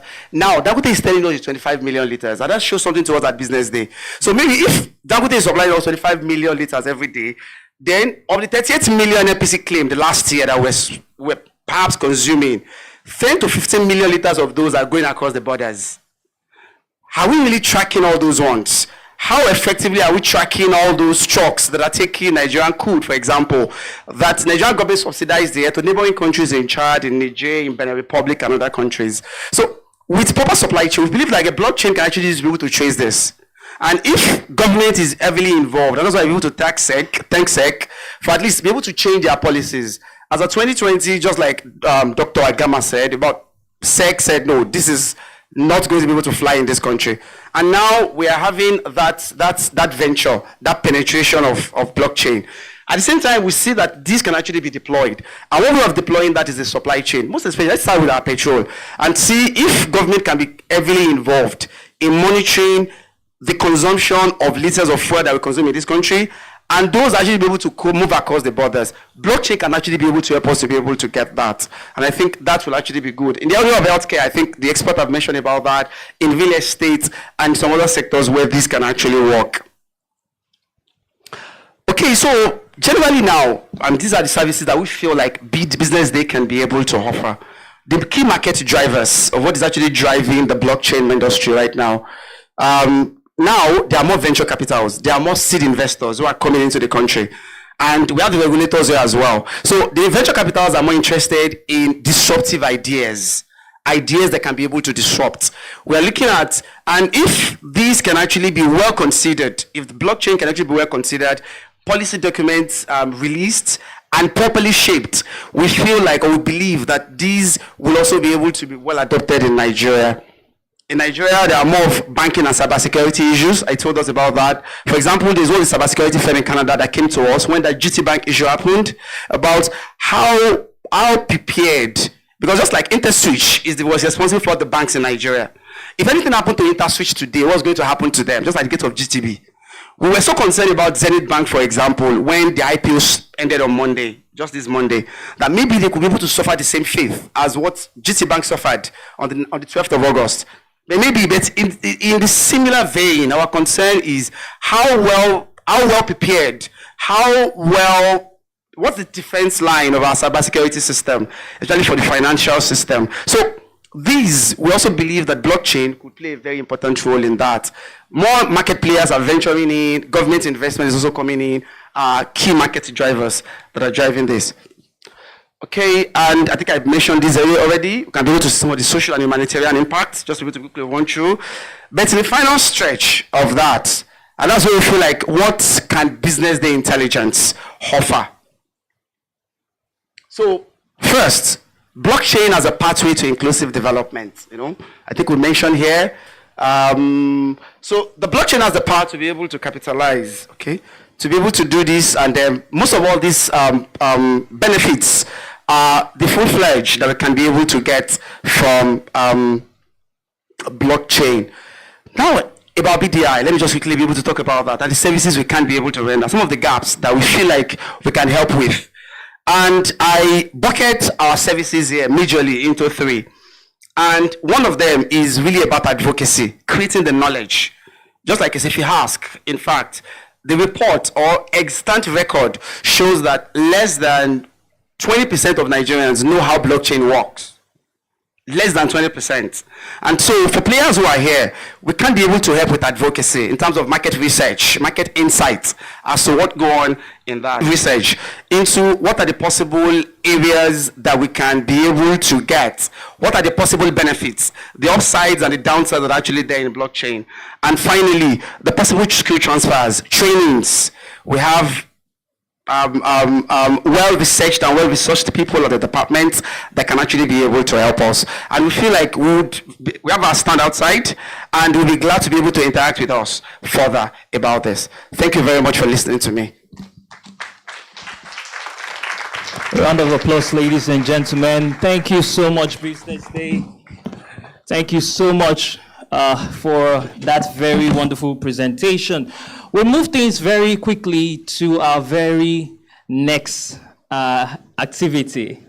We're moving on to the panel session, ladies and gentlemen. Many of you have held back because there have been many questions on your mind. You want to ask questions. Well, this is the opportunity for you to ask your questions just when we're wrapping up the panel session. This panel session is going to be looking at Beyond Crypto, exploring blockchain application for African businesses. Of course, we have business owners, founders in the house, and they will be joining us. The first person I'll be calling forward is Buchi Okoro, who is the CEO of QDAX, represented by Ezechim Onwengba, the Director of Partnerships at QDAX. Ladies and gentlemen, a round of applause, please, as he comes on stage. Thank you very much. We move on to Deborah Ojengbede. She's the CEO of Afen Blockchain Network. A round of applause, ladies and gentlemen. And we call upon Nathaniel Luz, who is the CEO of FlinkApp. He's here with us. He's here with us somewhere. We'll get him on stage, ladies and gentlemen, but a round of applause for him as well. And we call on to Ms. Jane Nkechi Egantin Idehe, who is the MD CEO Nigeria Communications Satellite Limited, who is being represented here today by Abiodun Atta, who is the Executive Director of Technical Services at Niger Comsat. A round of applause, ladies and gentlemen. And also we have here with us one of the names that we've heard while walking in.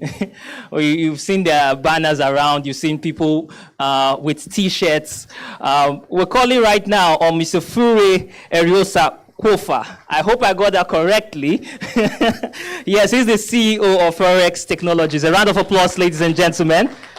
And again, we're going to be having Ayo to moderate this section. He is the head of tech and entertainment at Business Day. A round of applause, ladies and gentlemen. You're looking wonderful. A round of applause, ladies and gentlemen, for them.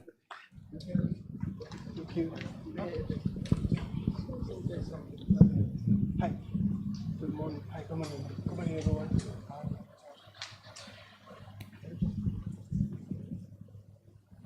Sorry, just hold on. We just want to sort out this. Okay. Good afternoon, everyone. Good afternoon, and welcome again. Yes, I think we're back to we are down to the business of the day now, where we ask questions, we interrogate what is happening, and people get to give us feedback too with questions. Okay, I'll start with Deborah. Hi, Deborah. Hi, Deborah. Do you still drum? Do you still drum? Yeah. Okay, so your mic is not working. Okay. You still drum? Yeah. Oh, okay. You know, when I was researching you, I saw that you're a drummer, and it's fascinating. And I'm not going to ask you any drumming question, because we'll just go straight into it. We had the set DJ. Okay, so around now. we heard him speak about the role of regulators and how important they are to blockchain adoption. But how important do you think collaboration between different stakeholders, that's the private sector, regulators, academia, because I think we always miss out on that, academia, how important is this collaboration to driving the growth of the blockchain industry in the country? Yeah, thank you for that question. Hi, everyone. So I believe that collaboration between these stakeholders that you've mentioned, so the government, private sector, and academia, is very, very critical in the development of the blockchain industry as a whole.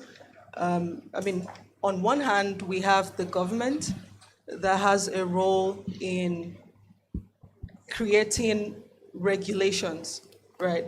And also strike a balance between innovation and also user protection, compliance and user protection, right?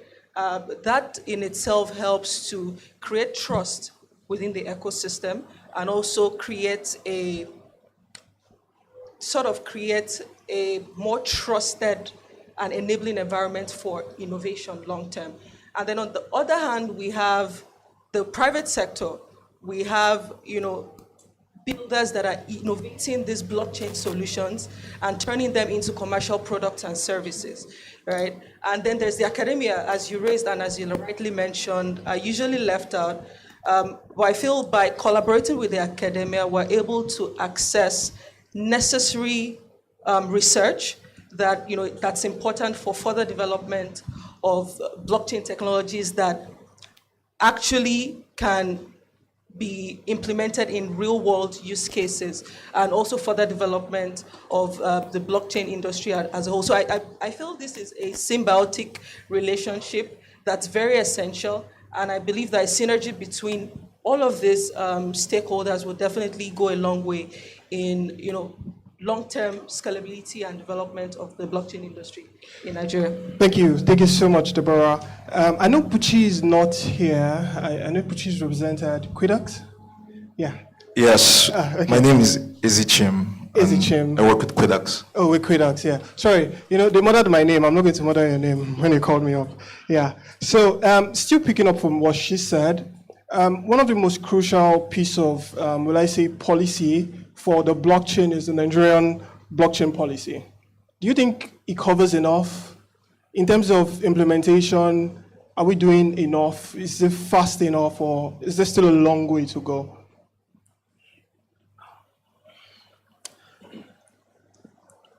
So, any technology think about technology as the human body. Any emerging technology, you have your arm, you have your head, you have your eyes, you have your feet. The national blockchain policies, the feet. And we have different parts. Everyone has a different part to play. The regulators have a different part to play. The operators have a different part to play. The users have a different part to play. I think the policy has been very robust. When you compare it against other countries' policies, you find that a lot of thought, a lot of research was put into that. Quidax also participated in the formulation of that policy, and it was very extensive. So I think a good foundation has been built. It's not perfect, but I think it's a good foundation. I think it's something strong enough to build on. And as we move, as we progress, we'll continue to tweak and tweak until it becomes perfect. Yeah, I mean, an idea is never really fully, as it doesn't start out fully formed. That's what they say. Exactly. Nikom starts, yeah. I just want us to quickly finish the bit about policy and the role of regulators. What are you doing? I mean, you're the only sort of government agency on the seat. Yes, sir. I'm not putting you on the hot seat, don't worry, it's fine. I'm not putting you on any hot seat. But what role has NICOMSAT played in fostering public-private partnership to drive blockchain adoption? Are there any specific initiatives that you're championing currently? Okay, thank you very much. So NICOMSAT, I think sometimes last year and this year, we started a lot of things in terms of growing this, a lot of acceleration program. that we're currently doing. I think we have the first batch of the accelerator program was done, I think, about 2 months ago. There's another set which we're dealing with. Now, the idea for us is not just only satellite. We have an innovation department who is also actively working on something like this as well. So we have team who are building blockchain, who are into the blockchain industry currently that we're financing and also growing them as well. So government is actively playing a lot to Are you partnering private sector? 100%. The private sectors? There was, I think there was an announcement sometimes back that people who are interested should participate. So we're partnering with private investors, not just government. Thank you. Furex, hi. Yeah. How you doing? Yeah, good afternoon. I mean, now we've said a lot about regulation, we've said a lot about policy, but there's a bit about self-regulation that we don't really hear people say. How does Furex, I mean, as a player, how important do you think self-regulation is? I mean, I know there's something that the DJ for SEC said around trust.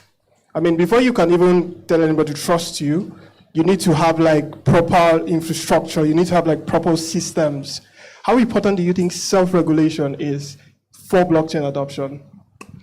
All right, good afternoon, everybody. Well, for me, I believe that self-regulation for blockchain adoption is actually very crucial because, trust is actually the foundation upon which every financial system is built. Right, and it's very important, to be able to ensure that, okay, yes, I am dealing with something that I can trust. I am dealing with a system that works, and I know that this is something that I can fully bank on. Right, so it's very important for us to have systems. Like, for example, in Furex here, we are actually protecting our users at Furex. We protect the user funds. We do everything for them. They don't have to take care of their security. We do everything for them, right? So, because, case in point myself, I think a few years ago, when I ventured into cryptocurrency, I didn't know so much at the time, and I got into a wallet system that had me to, back up my own private keys. I didn't have to depend on the exchange for trust. However, because of my lack of knowledge at the time of cryptocurrency, I lost my keys, and I lost a very substantial amount of money, at the time, and it actually affected my journey. However, platforms like my company, Furex, right, is doing that for you guys. You don't have to worry about, protecting yourself. We do all that for you, and we've built trust in the industry. We've been here for about 9 months now. However, we metamorphosed from WhatsApp. We played on WhatsApp for about 7 years. So with that, we're able to build trust, and we've been able to gather a lot of users. So yeah, trust is really important. Thank you so much for that. Nathaniel, hi. Hello. Yes, hi. How is your book doing? You have a book. Digital is cash. Digital is a cash. Yeah, I have books. You didn't have to do this. I have books. Digital is a cash. Bitcoin is cash. And so every technology, like he rightly said, is going to take time to gain adoption. To be fair, I think Nigeria is doing fine. Right? The only challenge we've had has just been the fact that it's good the DG is not here. Don't tell him I said so. The regulators have not really worked in sync. For instance, NITDA has been pro-blockchain since day one. The SEC has been, they've been our friend, but the CBN has not really been that friendly. You understand? So we have the SEC saying, everybody come buy licenses. The CBN is saying, until you do a block your account, So there has just been that challenge. And it's not really just regarding crypto. It's a general challenge in Nigeria. There's just a way how we do things that is special, compared to other parts of the world. So that brings education. That makes education to be key, right? Education is like number one. We're all talking about AI. When you ask people about AI, even if they don't really understand AI, they know what ChatGPT is, right? I don't need to understand hydraulics and the mechanisms to understand how planes fly. we need to be able to communicate to people how they want to learn it. Nobody wants to, I mean, I have a master's degree in blockchain and digital currency, right? But nobody cares to know those deep details. They just want to know that, how does this thing affect us as users at our own level, which is what we're basically trying to do. I'm simplifying education. So, I mean, still picking up from what you said, but I mean, now away from regulation, I mean, as you said, education is crucial, and since morning, everybody was just hearing blockchain, like terminologies up and down. Sorry, my Nigerianness came out, my Nigerian English came out here.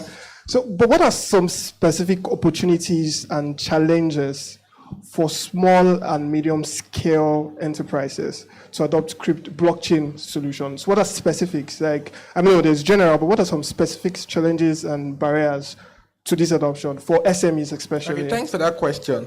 So when we talk about technology in general, people in Africa, we don't really have a choice, right? It's not whether we adopt, whether we don't adopt. I mean, you can't receive money with PayPal if you're Nigerian. Most of the world has already blacklisted us. They've cut us away. We are not connected to the global financial economy.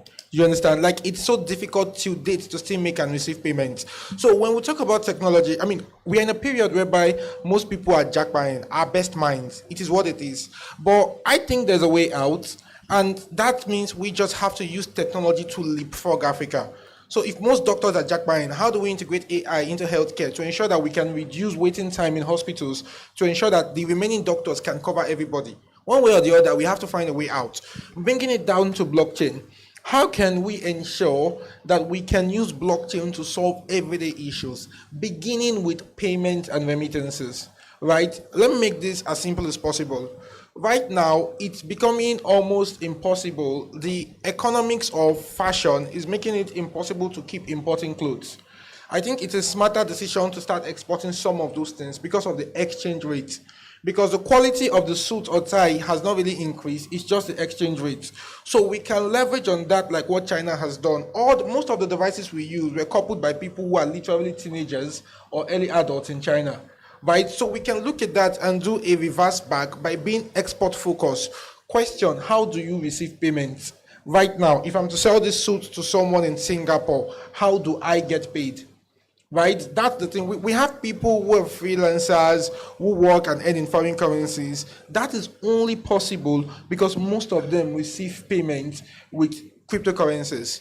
Because how do you walk into a bank and start undergraduate and explain to them that you need a domiciliary account to be receiving dollars to and fro without speaking too much English? Right? So it's simple. Let's reverse the import-export stuff. Let's become export-focused. How do we streamline that? By receiving payments. Let's use blockchain. Let's use digital currencies. Can I speak more on that? Yeah, sure. So, I used to be an SME business owner, and the major problem I faced was access to credit, right? You go to the bank, you ask for a loan, they will tell you to bring 4 things. Your mother's maiden name, your grandfather's secret surname somewhere. They ask you for things that are very difficult, right? Now, a big part of access to credit is ID, identity, data. And that's why you have things like BVN. Shout out to CBN for implementing, that data system, BVN, NIN. It works. Like, we use it today. You can onboard on apps easily. But we can go a step further with that. I think blockchain technology helps with this. It helps with the identity issue, right?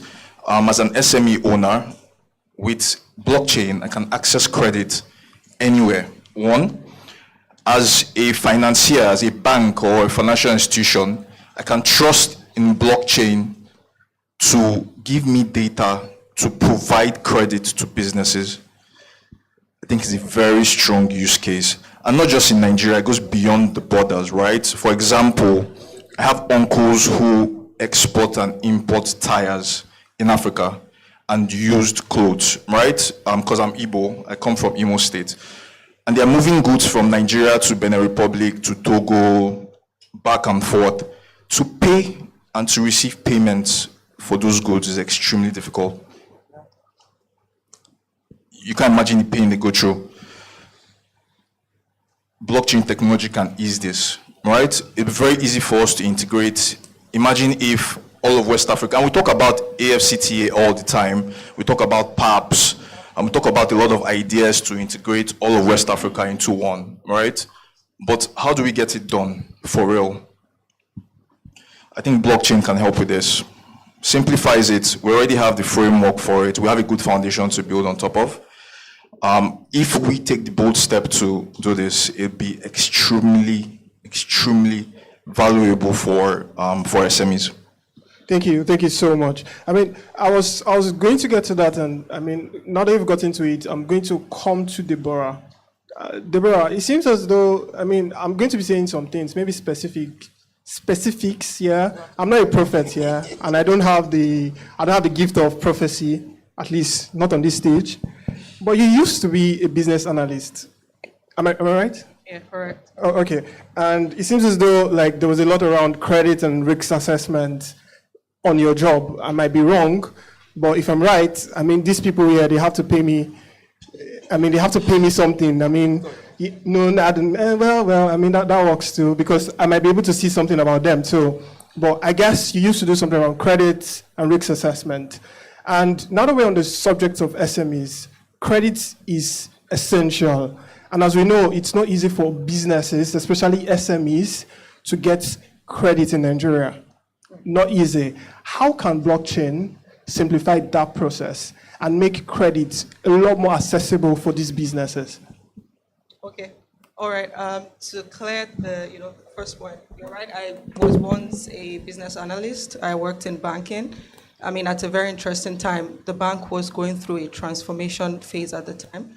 And so I was a fresher, started with training school, and I was deployed to retail banking, actually. So I didn't get to really work with SMEs, but the unit where I worked was called retail segment. So the bank at the time wanted to create buckets, value propositions tailored at specific buckets of customers. So youths, mom and pops, individual business owners, women as well. And I think one of the critical things, I mean, because we had to do a lot of research, I personally had to, do a lot of traveling, conduct one-on-one focus sessions with these customers.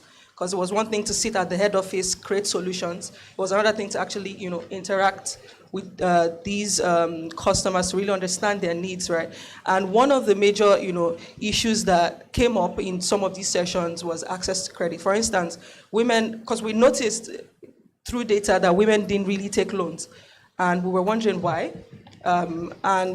We actually take loans, but I'd rather go to my cooperative to take a loan than come to you, because you're too complicated, your rates are too high, and I feel interest rates are somewhat a factor of trust, right? And so bringing it down to how blockchain can really solve access to credit, I would like to focus on the idea of smart contracts.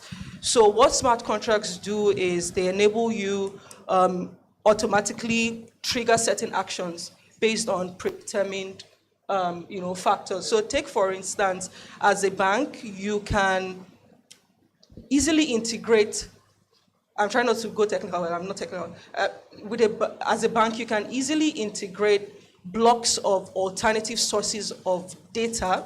So your mobile transactions, e-commerce, utility, in such a way that the loan agreements can be programmed in such a way that it triggers actions like, releasing of funds or adjustment of interest rates just based on your credit performance or based on market conditions and all that. So I think smart contracts, for instance, definitely plays a huge role, and also the fact that you're able to integrate different trusted sources of data to make meaningful decisions in actually issuing credit to consumers. I think what that does for the banking sector is it improves overall process efficiency and also the quality of service that you then offer to your customers, basically. Okay, you want to have something? So essentially, when you do a job people will not run with your money, basically.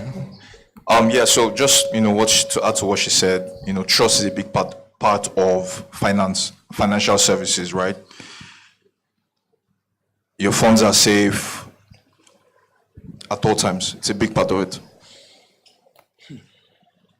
Okay, to Nikom start, I mean, we can say everything we want to say on this stage. I feel like we can talk and talk and talk, but everything still boils down to internet connection.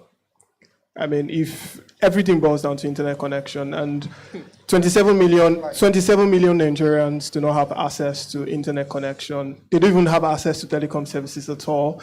A huge part of our rural areas, internet is bad. I mean, I think that when you leave Bega, Moe, the internet quality you get in Nigeria drops drastically. What is Nicomstat doing in terms of improving access to this underserved and unserved areas to be able to boost blockchain adoption in these areas? Okay, thanks. I think apparently Nicomsat is Nigerian Satellite Communication Limited.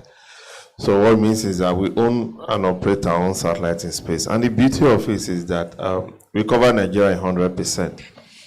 Now, before, you can't run fiber microwave to some rural areas. It's not economical. And then what we are doing currently, we are already in partnership with some agencies. We are doing some contract with MTN and contractors to roll out what we call rural telephony. Now, what that means is that in some local governments, in some rural areas where you don't have the 2G, 3G connectivity, we're partnering with these partners to help bring those connections to life and bring Wi-Fi to those communities. If you're also aware, we're also doing a project with the government for Project 774. Now, Project 774 is relinking all the local government areas through satellite connectivity. Now, what we're doing different from the former predecessors is that we're giving a whole solution, which means we're bringing the internet connection, we're also bringing power. So the local government will not complain of no diesel, no fuel, so the internet is not up. No. So everything is full, package, power and internet connectivity.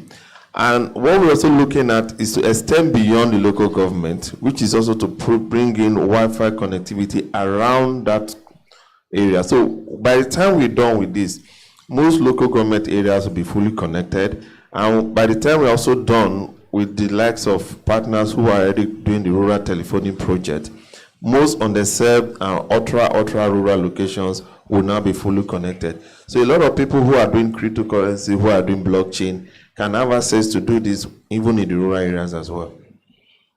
Okay, thank you. Nathaniel, we just spoke about one gap. That's internet. Do you think we have a skill gap when it comes to blockchain adoption and blockchain technology and innovation also? I don't think we have a skill gap. But if our skilled people we are going to work for Nigeria or in Nigeria, it's another conversation. Nigeria, I believe, has some of the highest trained. The Lightning Network is headed by Nigerian. How many of us know that? The city of Lightning is headed by Nigerian. And Nigeria has reached some of the best, in terms of blockchain, you understand? In terms of countries adopting blockchain. And thanks to our guy here, Mr. Chuta, I think a lot of people don't know him, but he's been the foundation of blockchain and crypto in Nigeria. And I don't say that I don't say it lightly. As early as pioneering multiple conferences from Lagos to Abuja to Port Harcourt to Abeokuta as early as 2017, right? We have the skill set. We are not lacking in skill sets. So I don't think that we have that. But if that skill set with the uncertainty of regulation, with Jackman and all of that, if they want to do that, it's a different conversation. But there are people like us here now. Anybody here could have Jackman, right? Except maybe Nick comes out. Any other person here could have. But that we're here shows that we care about Nigeria. And we think that, the great thing about entrepreneurship in Nigeria versus the West is that in the West, we need the government to support us to do things. In this part of the world, we don't need anything from the government. All we need for them is just don't strangulate us. Just let us be. Do you understand? You're talking about internet. It's great what you guys are doing, but we already have Starlink. You talk about power, we have solar. We're going to make everything ourselves. Just let us be. It is what it... am I lying? It is what it is. You understand? Thank you. So, as you were speaking, you said something about, does anybody have Jacob plans? And I'm like, yeah, we're Nigerians. We don't disclose. You notice, next week, you can call me and I'll say, bro, Alpha, now you can't do. Furex, you didn't agree. Exactly. You didn't agree with what he said. I mean, I'm here and I could see that too. I mean, you could contribute, yeah. Yeah, I'm glad to actually chime in on that. Well, I don't fully agree that we don't have a technical know-how problem in Nigeria. And my reason is because, because of my humble beginnings, right, and how I happened to build Furex as a startup, right, I personally know the experiences, the failures, the faith I exercised, to build it. And at the time, right, when trying to build it, because I started building Furex, I think in the year 2017, right? For those of you who have not heard the story, right, the first guy who I contacted, yes, it didn't end well. I paid this guy money, he eloped with my money. But because of my determination, I moved on to the next person. This next person did not have an issue of trust, right? He opened up to me after many months of delaying me, telling me, I cannot do it. And I was like, okay, what do we do? And then, I said, okay, let me change my route. Let me go corporate. Let me open an organization so that I can attract talents instead of me running to, talents everywhere. And then I opened an organization. I started, recruiting people. I can tell you that today, even at Furex, right, I'm not really proud to say this, but it is what it is. We don't even have up to 5 blockchain engineers. Yes. We don't even have up to 5, right? Many people would say they are good. Oh, I'm a blockchain engineer. I'm so good, I'm this. But it's not about talking. It's about, doing the work. Because if you were really that good, so many companies that experience the problems they're experiencing today would not be where they are, because nothing happens by mistake, right? Everything, when a company is successful, it's not really about the CEO. It's about the people. It's about the engineers, the developers, the blockchain developers. So honestly, I do not really believe we are there yet in terms of technical know-how. However, I believe that we're on the right path, and because, we are still in very early days, right? This is just like, to me, blockchain to me is just like in the 1800s when electricity was actually invented by Michael Faraday, you understand? And at the time, not so many people had actually understood it. So we're still early days. So I believe that in the coming years from now, we'll have a lot of experienced blockchain engineers and developers who actually know their onions. No, I'll give a quick response. When electricity was invented, like he was said, like an exhibition was done in Paris where the mayor of Paris said electricity was a facade and it was going to go away, right? But that's not the case we're having here. If I worked with Paxful, I worked with Dash, Paxful. I've worked with some top companies. We have people from Quidax here, and Quidax was built by more of Nigerians. We have Afen blockchain here. I'm sure once Afen blockchain, more of Nigerians. What we're witnessing is a case in which you have a highly skilled set of people. No. And somebody already earning USD. Maybe he's in part 4 as an undergraduate. How do you employ the person as a Nigerian startup founder? Crazy. So we are looking at something whereby something that's also a blessing begins to have a downside effect. How do you poach? When I used to work at Paxful, a number of Nigerian companies tried to poach me, and it was almost, if I had quitted and come here, even the king in my village would not agree. Because it's almost the reason you see a rise of remote work in places like Africa, India, it's not like those guys in the West love us, is that what they're paying here would not pay rent there. Do you understand? So when people here already work there, it now creates a kind of system in which you don't have the experienced hands for your startups to even employ. That's like the downside of this whole remote work thing, this whole Jackpot wave. So we have the qualified people, but they are already exposed to something that our people, I'm also a startup founder. I know what you're saying. To get talents now, go and train them from the scratch. Andela tried to fix it, but training talent is NGO, it's God's work. Your reward is in heaven. Ask Andela. Just mentoring is God's work. God will reward you in heaven. But that's a long conversation. Yeah, so I like you. So I think that everybody wants to say something to this. I'm sure everybody wants to say something to this talent thing. So I will let Quidax, just say briefly, 30 seconds. We don't really have time again. Yeah. On talent, right? Yeah, just on talent, yes. So the way we approach talent at Quidax is, water finds its level, right? And when you think about the world now, we're in a global economy. So in terms of markets, we're in a global market. We're competing with Facebook, Amazon, Google for talent. But what market are we addressing? We're addressing just the Nigerian market, right? So you want to transition from addressing just the Nigerian market to addressing the global market. And that helps you compete for global talent as well. Because if you look at your revenues, you're serving just Nigeria, you look at your revenues, and you compare that against Google that's serving everyone in the world, and you look at your revenues, how do you want to do it? Okay. Right? So expansion is having a global strategy and approach is important to getting great talent. Okay, you can. Okay, on the talent issue, I think I'm totally with him for just two reasons. We have abundance of talent in Nigeria. The truth of the matter is, I work with NICOMSAT for now, and I'm as an executive director of technical services, for example. We run NICOMSAT 100% Nigeria. No expatriates in NICOMSAT. Before I joined NICOMSAT, I've been working with multinational satellite company, and it will interest you, I was working right here in Nigeria. And I was trained in Nigeria, and I grew up in Nigeria. So I don't think the talent thing we don't have, we do have, is ability for us to understand and harness those and empower them. And you'll be amazed how you get that talent from Nigeria. Okay, so he still doesn't agree, but we are not going to come back to it.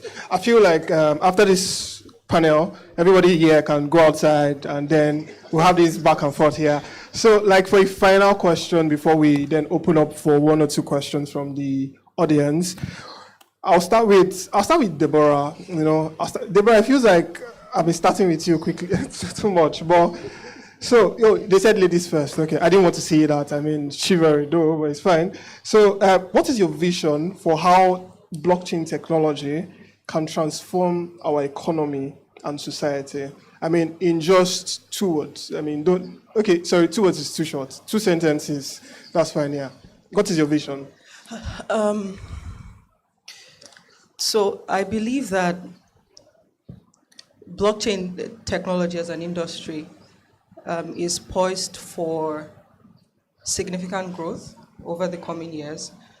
And I mean, the major bottleneck that I would see as a blocker is regulatory clarity, of which I think as a country we're progressing on that front. So, I mean, a future I would love to see is one that is a regulatory environment that enables innovation. I mean, I'm really excited about what the SEC is doing, what NITDA is doing. I mean, we sought the framework around ARIP and, setting up the blockchain consortium and all of that, working closely with stakeholders. That's really, really impressive. And I mean, I think it's been a long time coming. And it's also exciting when we listen to, our leaders, the government speaking our language now. Right. So the vision I look forward to is, a sustainable ecosystem where everyone works hand in hand to make sure that we're able to create a more robust industry moving forward. Thank you so much. I was counting, it was more than 2 sentences. So I'm going to Quidax. Yeah. Okay. 2 sentences. 2 seconds. Okay, 2 seconds, real quick. So we're looking at it in 2 different ways, right? The first part is, so from government point of view, right? So it's not a mistake that free and democratic countries are one of the most prosperous countries, right? There's a direct correlation. So blockchain technology, we think, will be very useful for elections and, simplifying the democratic process, right? That's on one hand. On the other hand, and this also ties to economic prosperity of Nigeria, the African continent, when there is democracy, when there is fairness, it's easy to attract investment, right? And cryptocurrency is a digital asset, right? You want to deepen the capital market, you want to bring in, we talk about FDI, we talk about investments into the country, right? We think cryptocurrency gives an opportunity to deepen and widen the economy in different ways. FPI, you have a lot of crypto companies starting up in Nigeria. You're getting employment, you're getting salaries, and it has a ripple effect on the economy, right? So we're thinking about it in that way, and we're thinking about it from the government point of view as well. So we think it's going to be very, very impactful. Thank you so much, Nikomsat. I think it's the future. I think that's just it. Thank you so much. That was fast. Nathaniel.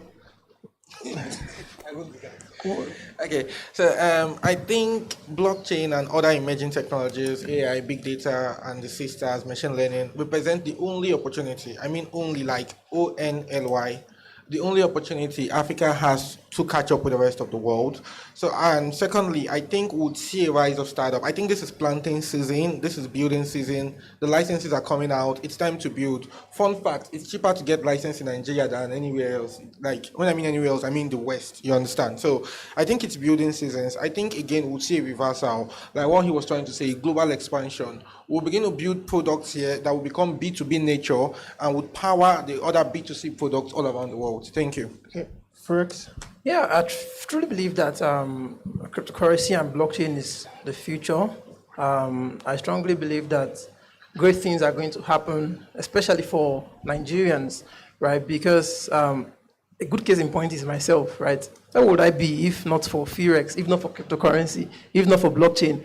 Maybe I'll be working in a lab today, earning a very little stipend. But, with Firex and cryptocurrency, we've been able to build livelihoods, right? Apart from technical roles like blockchain engineers and, we have marketing roles. They are here seated in this audience. We have human resources, product management. Apart from that, even influencers, right? Every day you see them putting their stuff on Instagram. How much are they paying them? They ain't paying them nothing to do that, right? But with blockchain, it is possible, right? You can literally get paid, right? When you put your stuff on the blockchain. Apart from that, even voting, I think someone mentioned that today about voting, right? Things are more verifiable, it's authentic, it's transparent, right? And it's even faster. What about remittances, settlements, right? So I see a very bright future with blockchain and cryptocurrency, and I'm excited to be part of it. Thank you so much, everyone. So we just have space for one question, only one question. So this one question here, I'm going to plead with whoever it is, straight to the point, and whoever I pick, okay, is the only one, his hand? Yes, straight to the point. What's the question? It's just like testimony, God healed me. I fell, I rose, that's all, no story. Thank you very much. No special number. Yes. Okay. Good morning, everyone. My name is Ebuka Michael. I'm a radio presenter with Jordan FM. My question is to Deborah. I came across a book titled The Missing Crypto Queen about a Bulgarian woman that cashed out with $4.8 billion. And, everybody has been talking about trust us, like the Forex guy. So what are you going to say to us here, apart from talking, because talk is cheap, in practical terms, so we don't have another Nigerian missing crypto? Question. Yes, the question is, we don't want to have another Nigerian missing crypto queen. So what are you bringing to us, to Nigeria? But why Deborah? She's the lady. Okay, Deborah, do you want to answer that? Okay. Okay. Thank you for that question. So, I'll just start off with what we do at AFN, for instance. We started off sometime in 2021. With the backing of some really, really amazing investors like Quidax. And we started off with actually educating people because we say we want to innovate, we want to disrupt, right?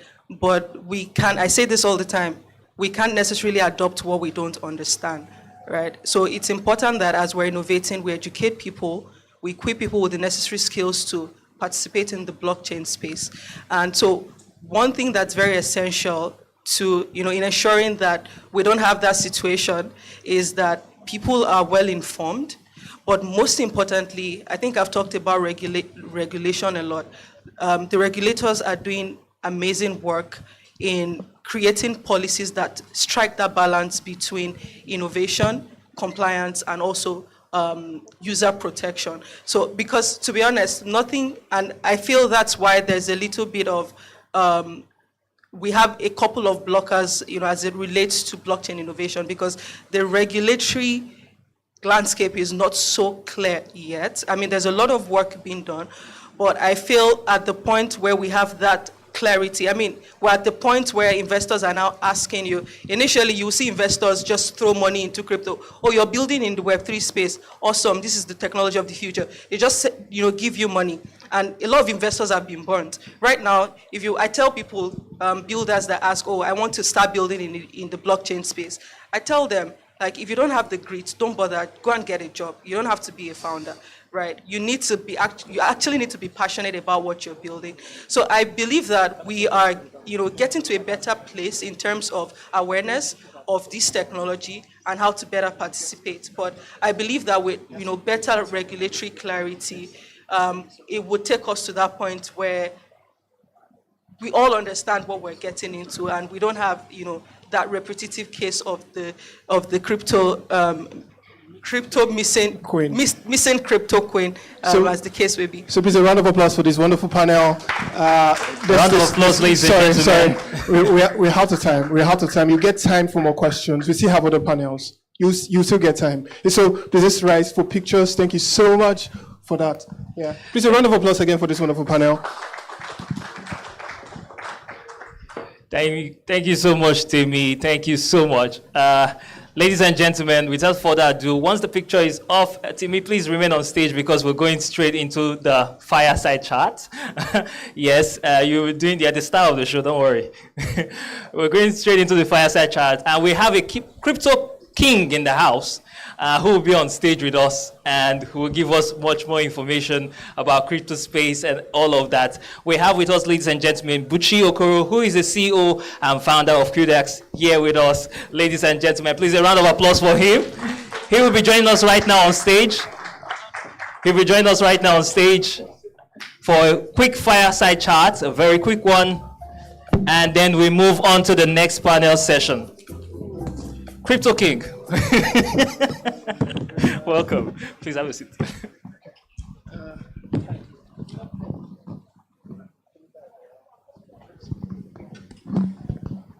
Okay, so I didn't leave, but you can still give me a round of applause. I didn't leave, but you can still give me a round of applause, yeah? Okay, yeah. So a very fast one. Okay, sorry, just trying to get this. And congratulations, you just got a license. Thank you, Timmy. Congratulations, and I think I'm going to start from that license place because I'm sure everybody here wants to know, what did you do? I mean, just so you got a license, and according to SEC, a lot of other people applied also. So, Buchi, what did you do differently?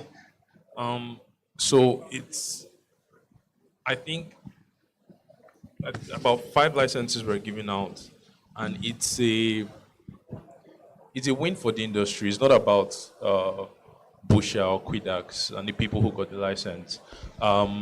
It is a step in the right direction. So the plan for the SEC was to, at least as far as I know, was to do it in batches, right? So we bring some people in, check what's happening, and then you bring another set in.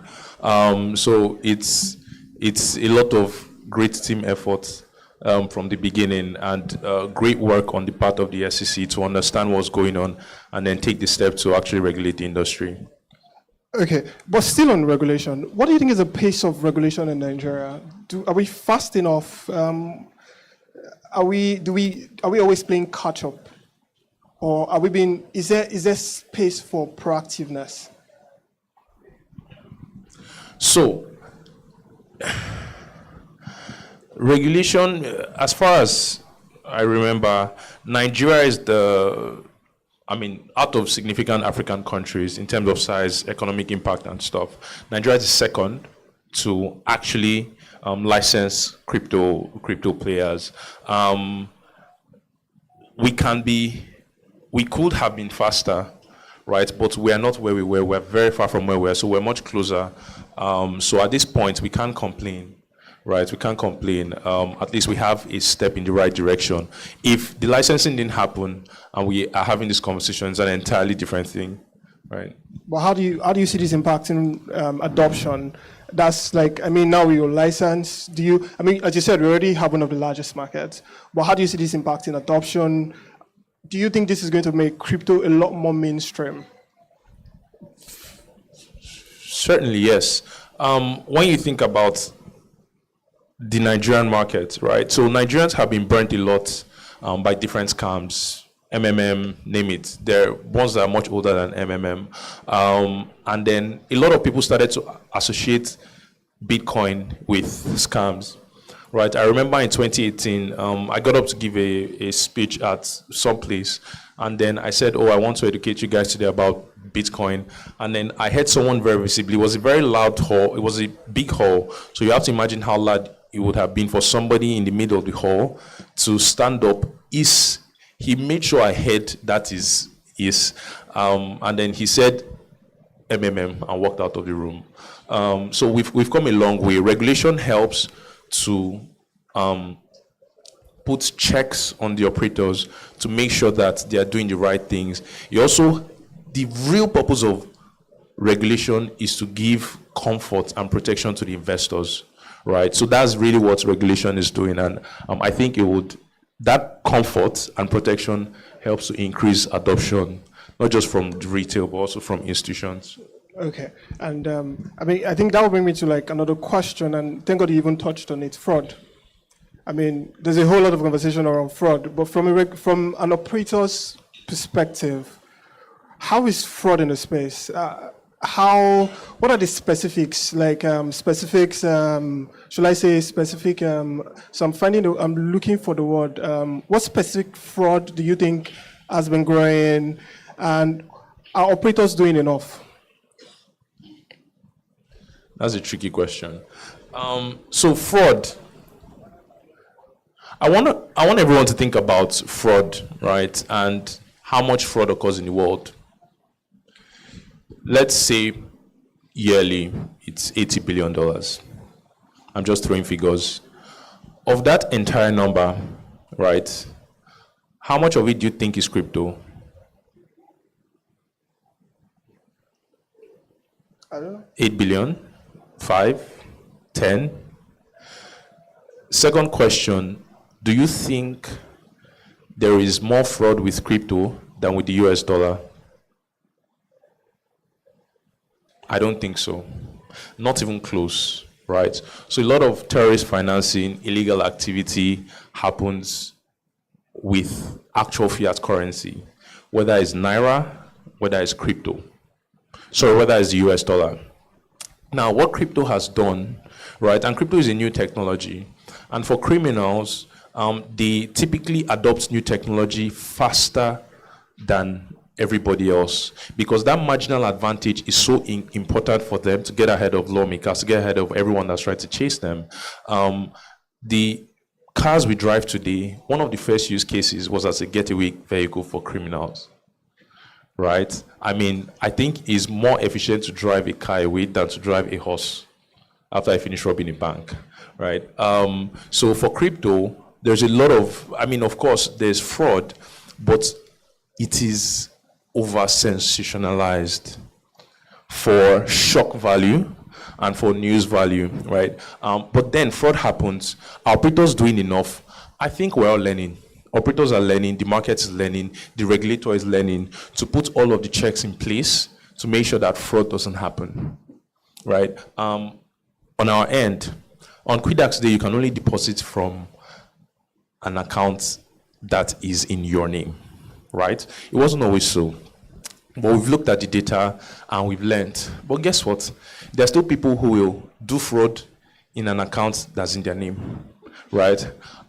So everyone is learning. We're still putting in stuff. We're learning from the market. We're learning from what we're seeing and the data we're getting. And the hope is that we all improve. The whole market improves in fraud and combating fraud. None of us still on this topic, and as one of the major guys in that space, I want to touch on, today everybody speaks about AI. I don't think there's anything we mentioned today that we don't mention AI. Do you see AI impacting your space? And how do you see AI also impacting your space specifically? I believe AI will change the world. If you've watched any movie about the future, or Black Mirror more specifically is a TV show, you would get a glimpse into some of the things that AI might be able to do in future. AI is still in its infancy today. AI will even change the way we think, right? In terms of crypto more specifically, I believe there's a lot that will happen. Of course, today there's a lot of apps that are built to help people trade. AI trading bots, right? And trading, why that's interesting is because trading is the biggest use case for crypto today. That's not the initial vision, but today it is to trade and to make money, right? So you have stuff like trading bots. In combating fraud, you have a lot more AI used to learn about fraud patterns and also used to now design solutions. We have chain analysis doing a lot with AI today to help combat crypto fraud, right? So in both the revenue generation side and so operational back office stuff with KYC, AML, which is a very big part of what we do to try and bring sanity and combat fraud and bad money getting into the system.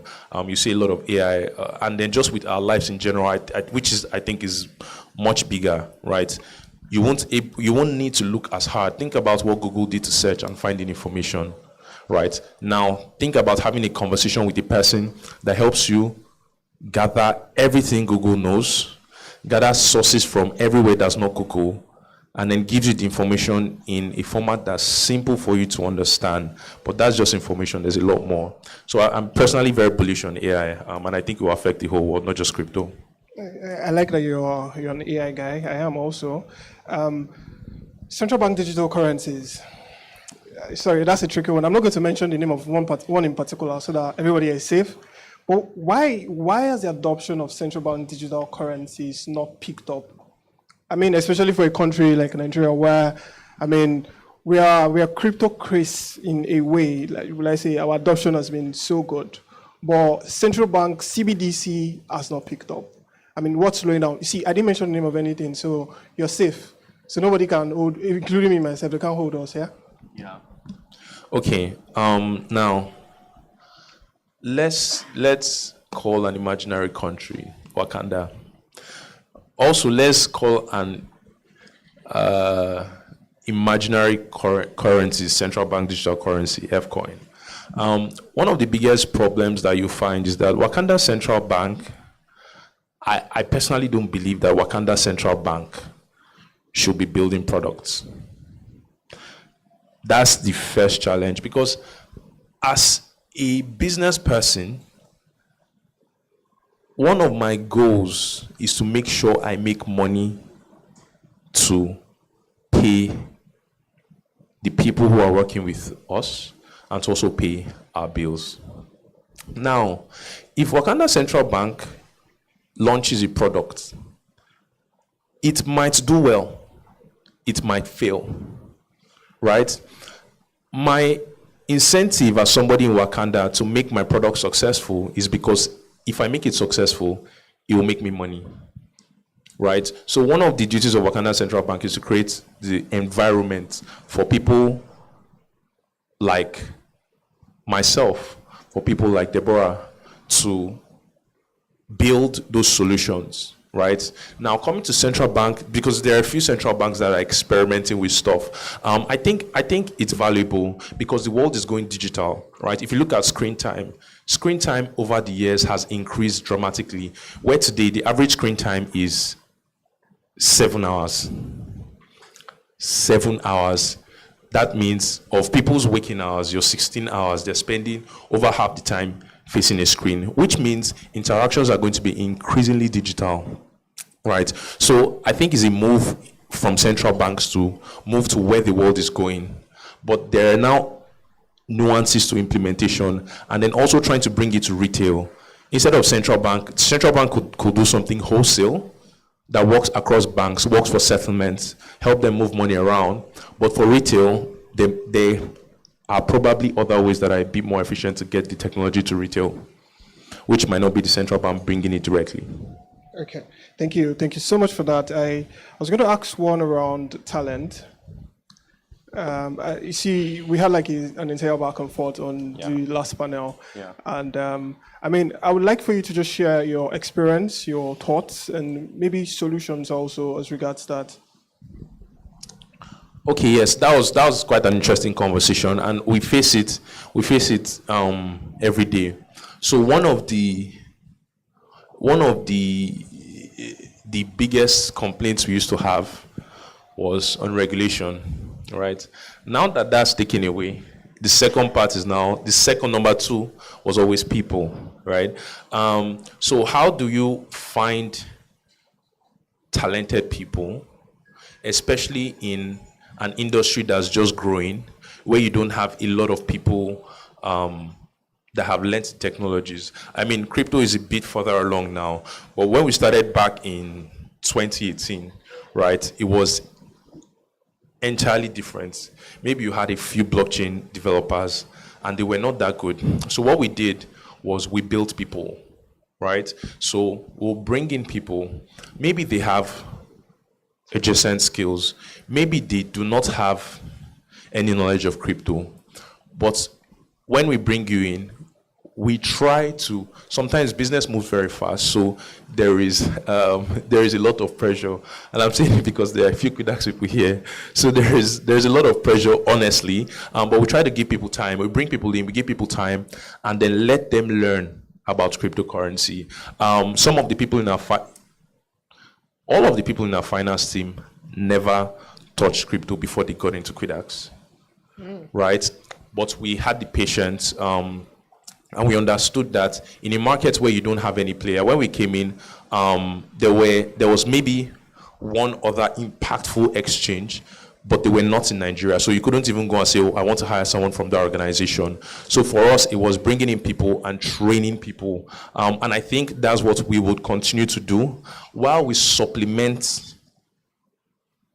with global talent. So we also think globally when we're thinking about bringing in people, right? How can we take experience? Because right now, thank God, by God's grace, we've gotten to a place where we can start to afford global talent, right? So we have a few of them working with us now. So how can we bring in those people and use it to do knowledge transfer? Well, we now have a lot more people who are from Nigeria and who are from Africa that are learning from those people, learning all of those things, and then they now use that to implement, right? So for us, it's bringing in people, training people. We've done that for 6 years quite well. So right now, what we're also doing is bringing in foreign talent, because then there is a limit of our own knowledge, right? You don't want to create a world where someone comes in and thinks they're doing the best job, right? Meanwhile, there is what Binance is doing, which is probably much better than what you're doing, because there's a reason why they're the biggest, right? So how can we bring in some of that knowledge and use it to improve what we're doing and use them to train some of our people as well? So that's how we think about it. Thank you so much, Buchi. Thank you so much for listening. I think we've come to the end of this. Thank you. Thank you so much, Buchi.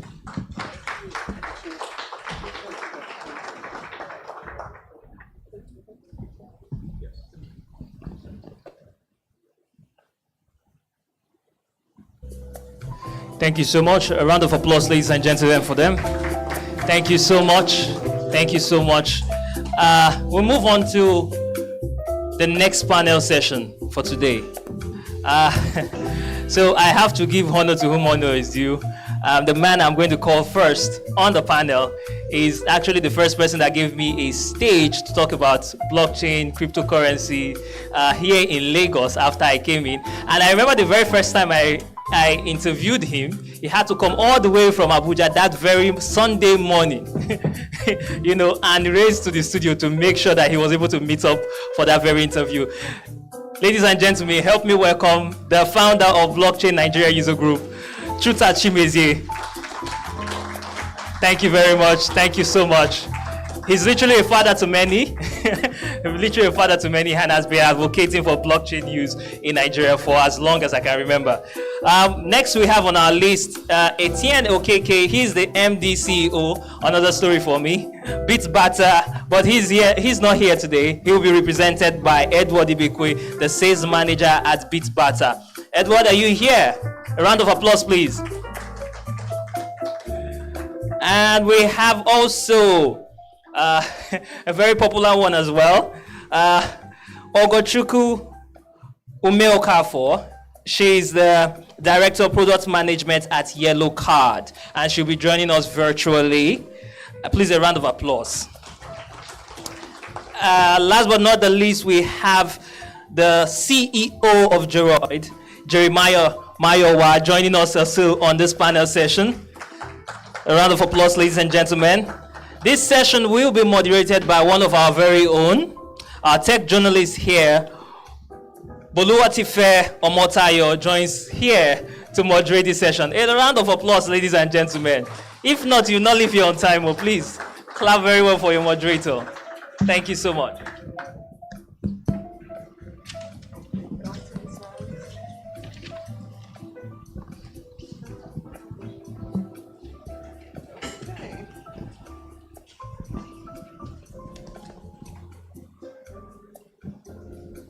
Good afternoon, everyone.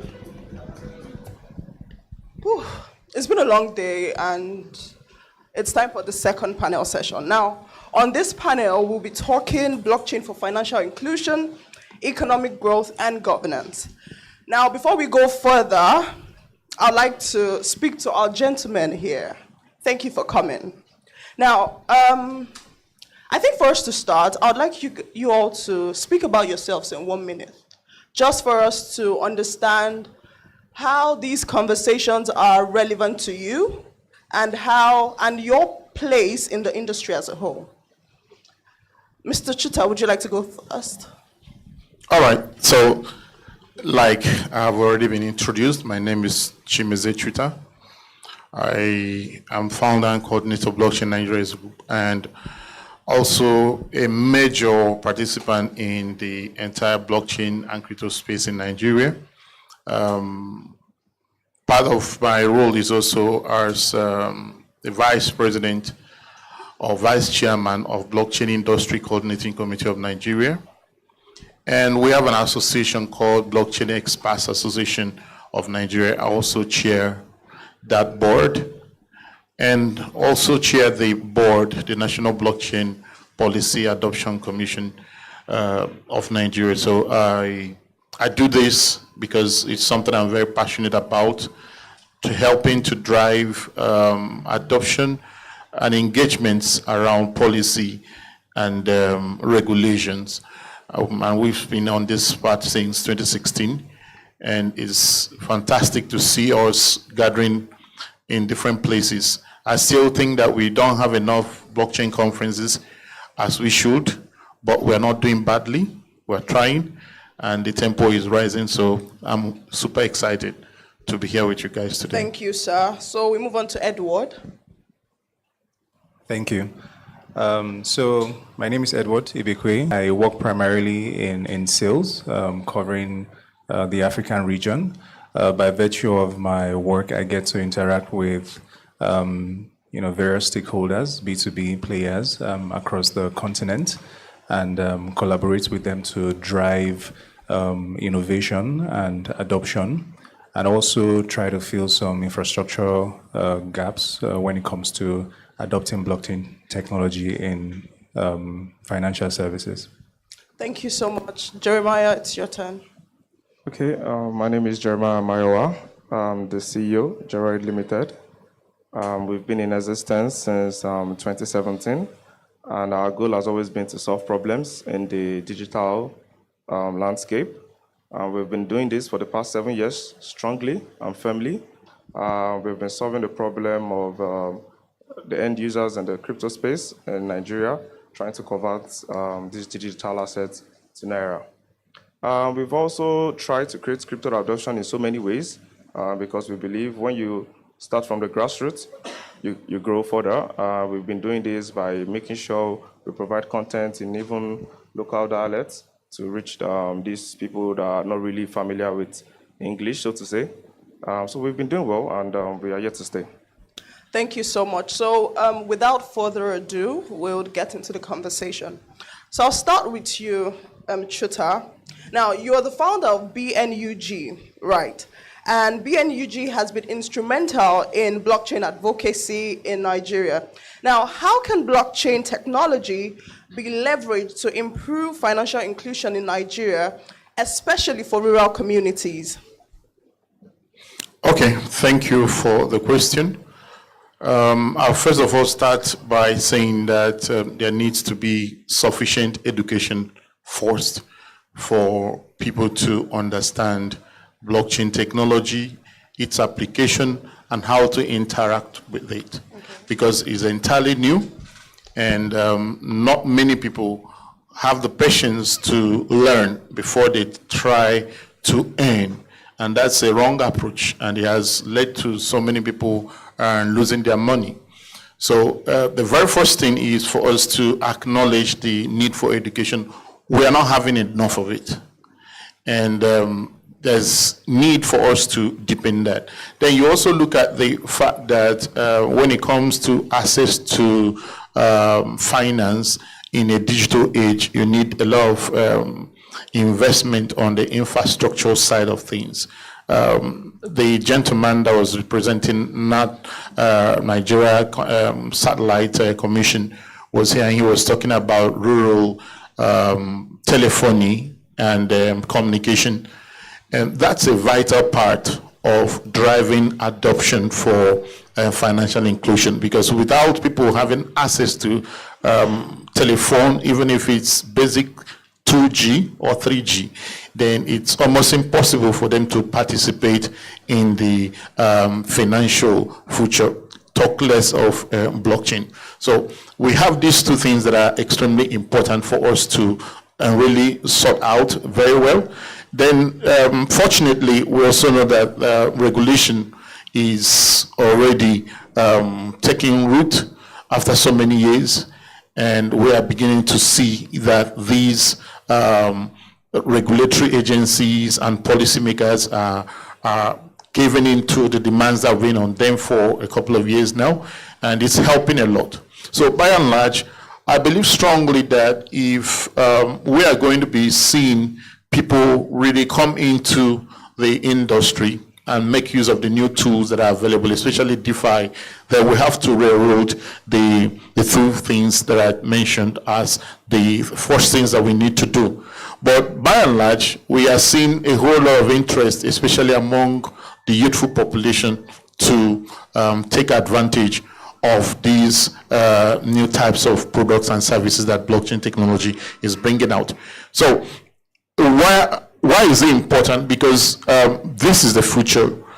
I always talk about the fact that the crypto industry is something that is designed to favor Africans more than the rest of the world, because here we have a whole lot of infrastructure issues that have not been dealt with for us to compete with the rest of the world. But with the availability of the blockchain solutions and the tools that are being created every day, we are definitely able to go over them using the terms that is very popular among people, which is leapfrogging. We can go above all those other takes and go straight to using the best of what the future has for us. Thank you so much. I'm glad you spoke about education, because at the end of the day, that's the bedrock of everything. People can't go into things they know nothing about. People can't delve into rivers that they have no knowledge about. So I'm really glad you spoke about that. Thank you. So now we'll move on to Edward. Now, Edward, you work at Bitbarter and you focus on crypto, obviously. So how can blockchain technology be used to simplify cross-border trade within Africa? Now, before you go on, we know that cross-border trade outside Africa is doing better than within Africa. So please, can you enlighten us on how blockchain can help improve cross-border trade within Africa? Absolutely. So first of all, blockchain has a lot of benefits that it brings into trade in general, and particularly in Africa, where some might consider to be a low trust environment. it even plays a more critical role. But the areas I'd like to focus on would be the costs, right? Transaction fees. In traditional remittance services, you often have high transaction fees, sometimes as much as 10% or even more. But with blockchain, we're able to significantly minimize or cut that cost to fractions of a percent. And then secondly, we look at the faster transactions, right? That's something that you get with blockchain technology. And currently you are able to experience near instantaneous transaction times. And with blockchain, we're able to boycott the multi-day wait periods that are customary to traditional remittance services. And then I think a final area we can look at would be transparency and security. The esteemed DG pointed out, the importance of being able to have visibility into some of these transactions that are going on. And that is something the blockchain also provides for us, because you have a transparent ledger that records transactions in a way that there's an audit trail from source to destination. So this is particularly important to ensure that bad actors are not utilizing these rails to, perform illegal transactions. Yeah, so absolutely. And then I think something else I'd just like to add is, for example, when it comes to transaction times, a lot of us that have been able to interact with cryptocurrencies can say a thing or two with the transaction times. And then when it comes to settlement times for the bank-to-bank transactions, I'd like to commend a Nigerian company here represented, Zone. I think they've been able to also crack instantaneous settlements, and I expect that to be live within a couple of weeks. Yeah. Thank you. So we'll move on to Jeremiah for Geroid, right? So how has your organization been able to improve blockchain adoption in Nigeria and on the continent as a whole? Okay, as the first speaker said, education is key in this space, because we are just adopting this technology. So many people don't really know about it. And as I said while introducing myself, we have tried as much as possible to take this to the grassroots. We are for the grassroots. So we provide content. I think we're the first to do that in native dialects. We provide our marketing contents there too, so that these people can understand what this also means. Also, we're also coming up with a learning platform whereby people from different parts of the world, even in the traditional way, can learn about cryptocurrency. Okay. So by doing this, we believe we're going to make sure everybody adopts these currencies. And lastly, we're also working with local businesses. We have a solution, the corporate business stand, whereby even market women today can accept payments in these cryptocurrencies without even knowing much about them. They just need to put their barcode the same way they put the banking system on their shops, receive the payments, and on their app, they get Naira immediately. So they don't even need to know about crypto before they receive the payments in crypto. What they just know is, I'm withdrawing Naira. And I think they are safe with that. So we did that for them. Okay, I think that's really innovative, considering the fact that there's still a lot of education, as he said, to be done in Nigeria generally. So back to you, Chuta. You wrote the book, Seizing Opportunities in Blockchain and Digital Currency Revolution. So what are some opportunities for businesses in the digital currency revolution? All right. So when I wrote that book in, I think, 2017, probably that was the very first physical handbook that people could lay hands on in Nigeria to read and understand what cryptocurrencies are and how much opportunity it holds. And I try also to explain that there are several ways that you could participate in the crypto industry. So it's actually very, very, very vast. So it depends on what works best for an individual or for an organization. Starting from an area that most people don't talk about most of the time, which is the infrastructure layer of the technology, where you become like a node operator or a validator, or in the Bitcoin era, we call them, on the Bitcoin world, we call them miners. Okay, so that is an area that is open for people. So you might not be able to currently mine Bitcoin today and make money, or probably run a lightning node like I do and make money out of it.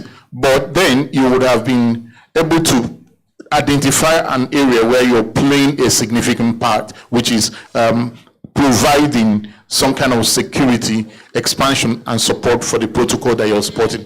But beyond Bitcoin, you have other blockchain networks where you could be a validator. There are a couple of startups in the industry that are helping people to easily set up physical infrastructure at home. Thankfully, we have some better internet services available today where you could probably hook up Starlink, and in less than 30 minutes, your server is up and running. You're able to download an entire blockchain and delegate some of your own asset and start making money as a validator. So that's on the infrastructure side. But if you don't want to mess around with this hardware stuff and all those kind of things, you could choose to be an entrepreneur.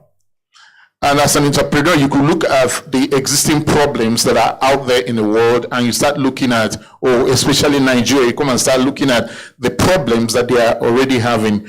The first panel, someone talked about issues that had to do with centralization. I think it was the NITDA research person who talked about the problems of centralization, especially in banks. You could start looking at that and start looking at how you can use blockchain technology to solve those kinds of problems, or maybe supply chain.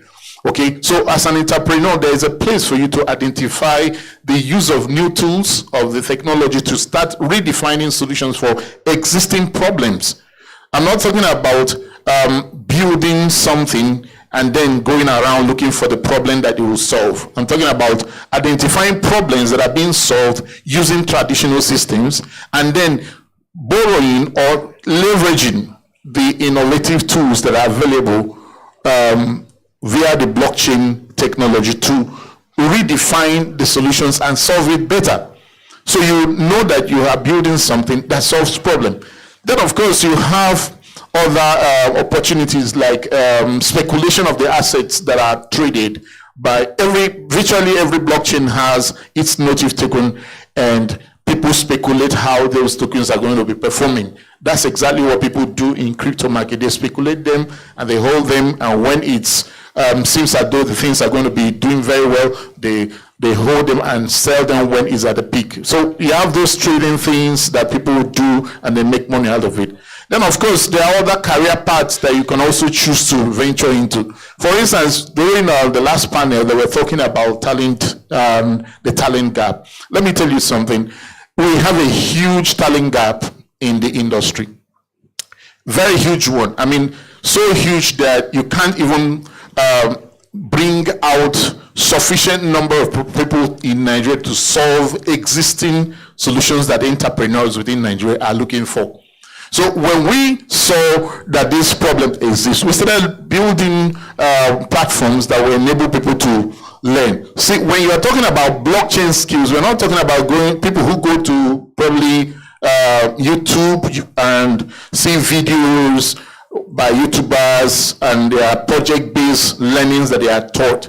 Now, beyond what you are learning based on the fact that copy this and paste this here and you get the same result, entrepreneurship doesn't necessarily go in a straight line.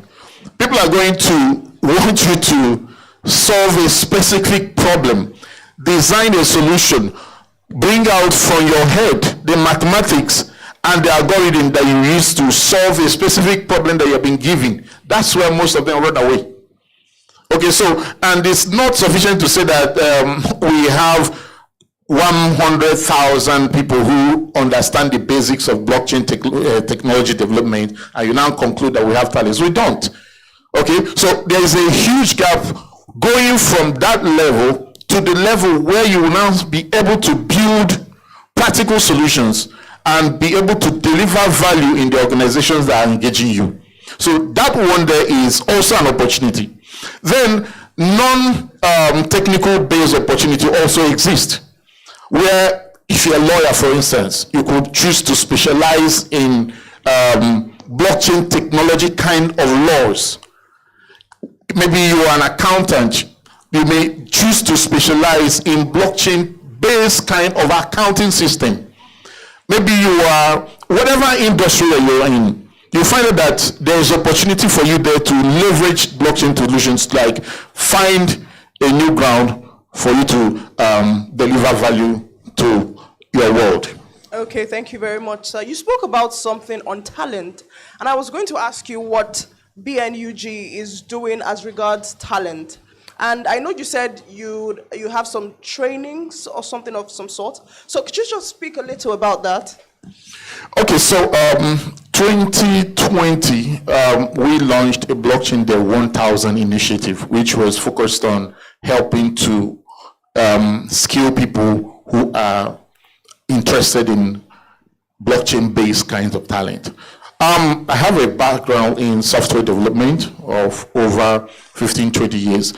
But what I found out is that most people who are already in the traditional software industry, and they are really good, they don't pay attention to blockchain solutions because the industry is still very young, and they are looking for something that they will build, and probably it will help them to be fulfilled, because most people who are software developers, they do it because it's about solving problems. Okay, so when you are in that category and people are coming and they're telling you, okay, this is blockchain technology, let's go into it. You are a typical software person will not be attracted to something like that because it's a buzzword. I mean, everybody wants to just say that, oh, we are blockchain this, or we are building a blockchain that. But what problems are they solving? And how useful is what they are building is to the environment where they are.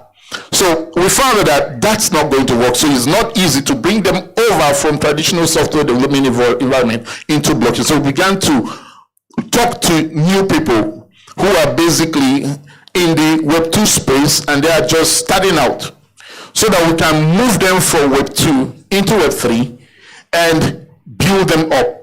So we were doing most of that. We had partnership with IBM and a couple of other organizations, and COVID came and we couldn't continue it.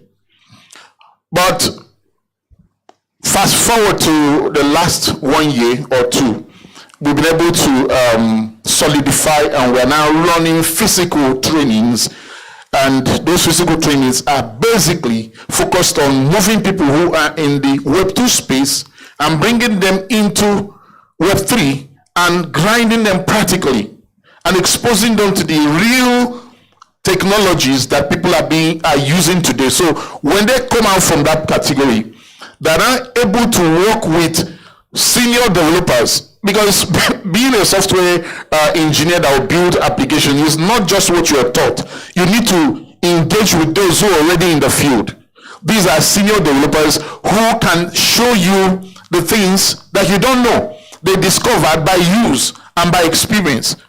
And that is one of the things that most people who brand themselves as developers don't have, because they have not been mentored. No senior developer has been able to carry them into that level where they can pass beyond intermediate developers and also become senior developers themselves. And that's what we want to always do, and we are doing that right now. Okay, thank you so much. That was really expansive, so to say. So I'll move on to Edward. Now, Edward, how can blockchain tech be leveraged to improve supply chains within Africa? And you may recall that the other question I asked you was also within Africa. So how can blockchain tech improve supply chains generally in Africa? All right. So I introduced an idea earlier, and it has to do with transparency within the sector. I think everyone here can relate to cases where you have, what's the word? You have fake products, right? Maybe it's drugs, or maybe it's drinks you're consuming. There's a lot of issues like that. And like I said earlier, we live in a low trust environment. So one of the benefits that the blockchain provides for us is that ability to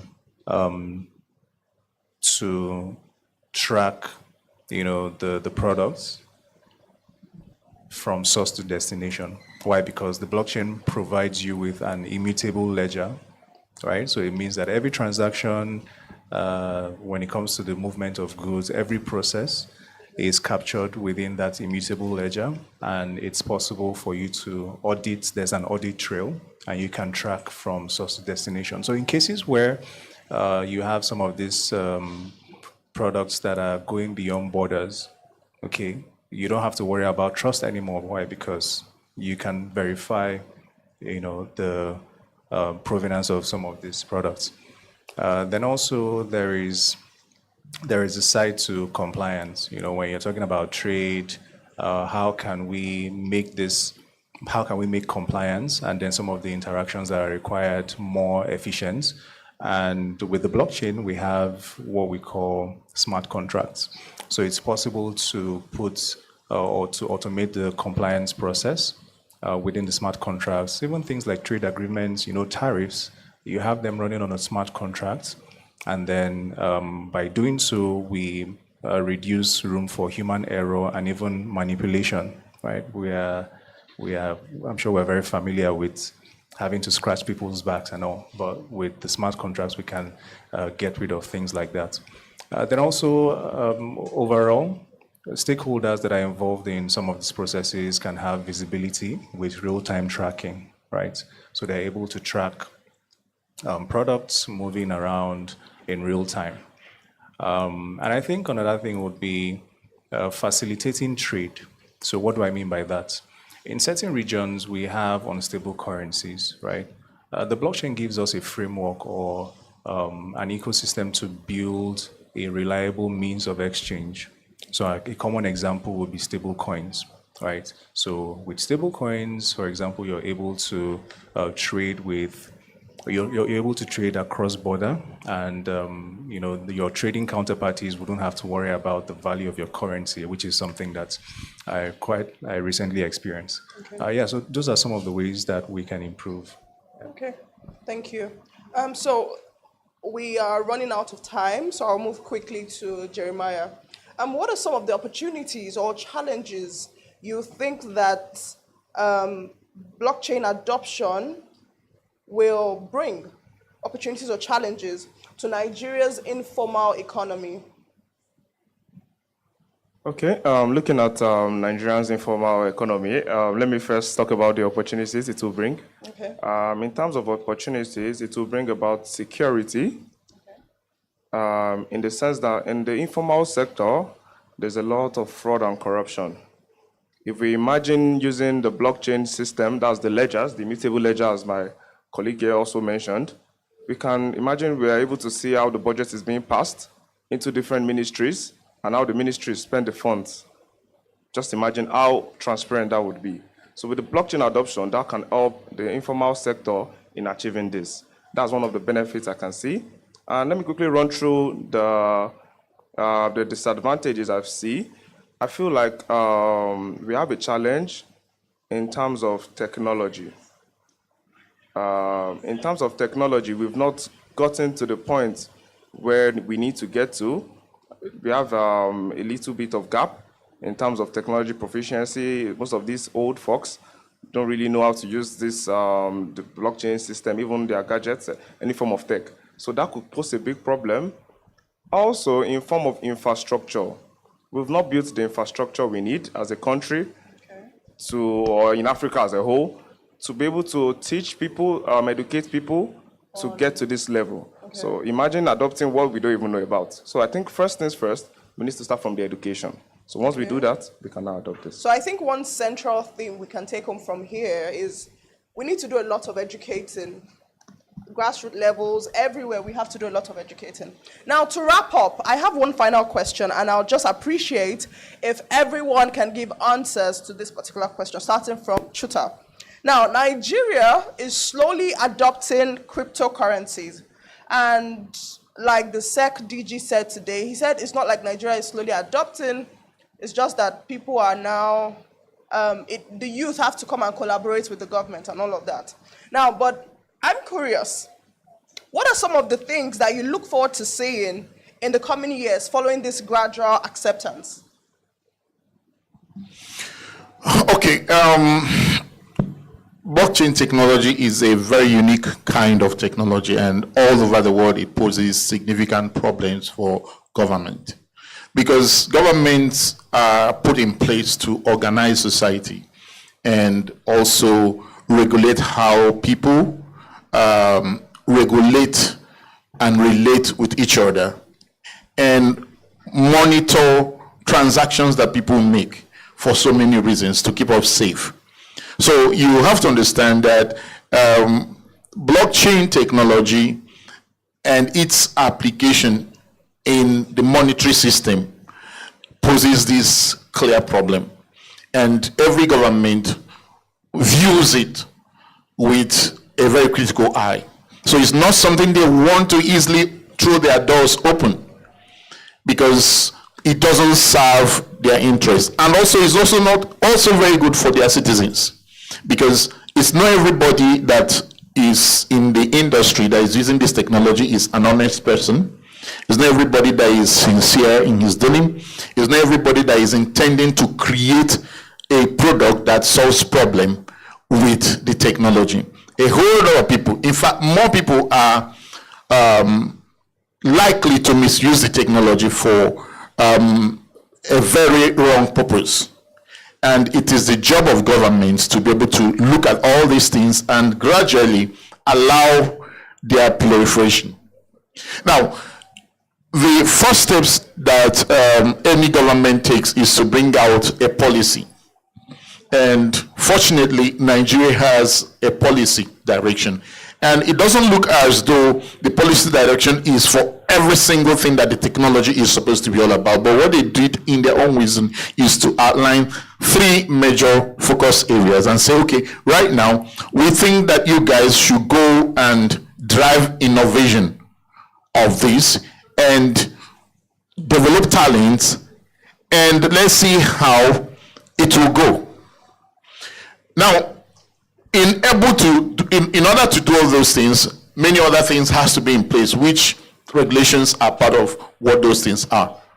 So what I'm saying is that in the next couple of years, when this implementation of the policy has been allowed to run the way the industry expects it to run, then we're going to start seeing institutions trusting the technology and coming in. We want to see people like Dangote clearly say that, I'm now an investor in Droid or in QDAX or in XYZ blockchain company. We want to see Otodala come out and say, we are significantly investing XYZ amount in this business. That's mass adoption. And that's what we need. It's not every time a blockchain company wants to raise money, they are ringing their bells, nobody's hearing locally, and they are running to VCs abroad to come and invest. And anyone who invests significantly in a company owns the company. Okay, so if 90% of the funds that are on QDAX are from foreign VCs, it means that the company doesn't belong to Nigeria. Okay, so there is a whole lot of things that we expect. So one of them is this institutional acceptance and investment coming into the industry is really very, very important. We need to go to Nigerian Stock Exchange and we'll see that there is now a category called blockchain products, and people are investing in them. We need to see money flowing locally, because there's a lot of money in Nigeria. Let no one deceive anybody here that we don't have money. There's a lot of money in Nigeria. So much money. There's a big screen somewhere in Central Bank where they are seeing all the money that you people are moving every day. That's why they know that if they increase the fuel to 1,500, you buy it, because there's liquidity. I'm telling you, they see it. They see all the transactions that you're going through NIPS. They are seeing all the money that you guys are using to apply for visas to go to Canada. They are seeing all the money that you're sending to embassies, different parts. They are seeing all those things. Nobody has more data than government. Do you understand me? And they know that these funds are there. So what we want to see is a future where some of these funds significantly find its way into the industry itself. Thank you. Okay, thank you very much for that. Edward, what are your thoughts? Yeah, so like Mr. Chuta has said, regulation is a very important aspect that will allow for the progress, right, of blockchain technology within Nigeria. And off of that, I think we can expect to see more widespread adoption in the area of payments where maybe stable coin payments become more mainstream. You're using it with things like e-commerce and a lot of other sectors. Then we can expect to see deeper integration of more blockchain products within traditional financial institutions where your banks are literally giving you or offering like blockchain-enabled products, to their customer base. And yeah, I think we can expect to see those kind of things. Okay, thank you. So Jeremiah, what are your thoughts? I feel the regulations is really going to help, especially business owners like myself in Nigeria. This regulation is going to give us peace of mind to grow our businesses, and for some of us that are bootstrapping, and as the first speaker also said, it is going to also help us with local funding, which is the main thing. Key in, as I said, if your company is now being, if you're seeked for funding and you now have more percentage from there, many people don't want to do that, but they are forced to do it because of the way the system works. So I believe this adoption, this regulation that just came in place would really help to get local, to fund companies like myself and other exchanges in Nigeria, and this would help us grow into bigger companies. All right, thank you so much. It's been a very well spent 30 minutes or so. So before we round up, does anyone have any questions? Okay, one. All right.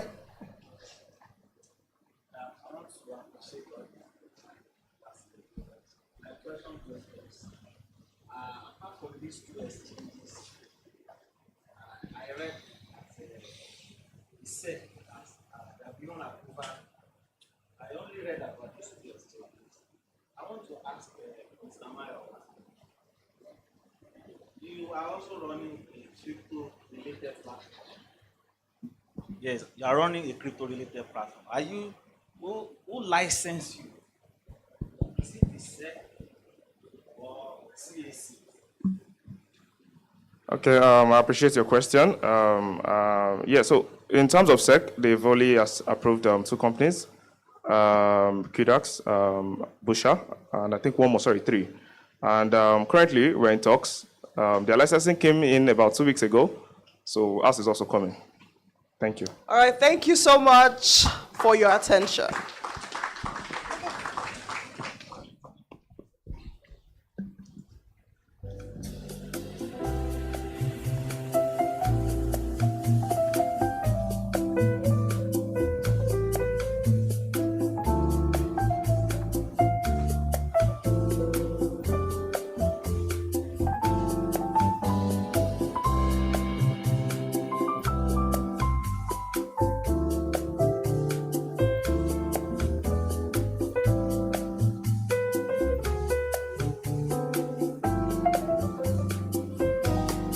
Very beautiful session that was. I'm hoping that you learned a thing or two. Thank you very much, Bolu. That was beautiful. And for our next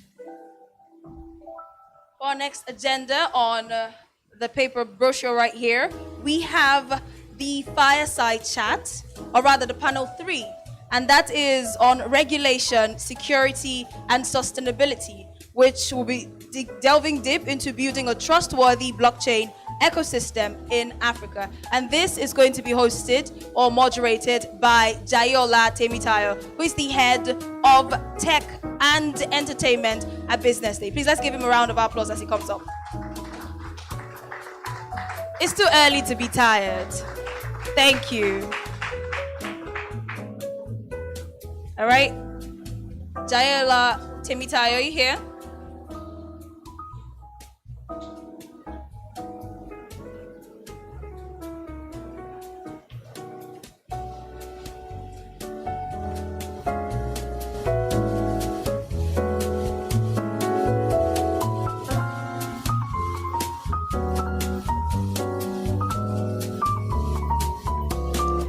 All right, while he comes up, I'd like to also welcome the people on the panel.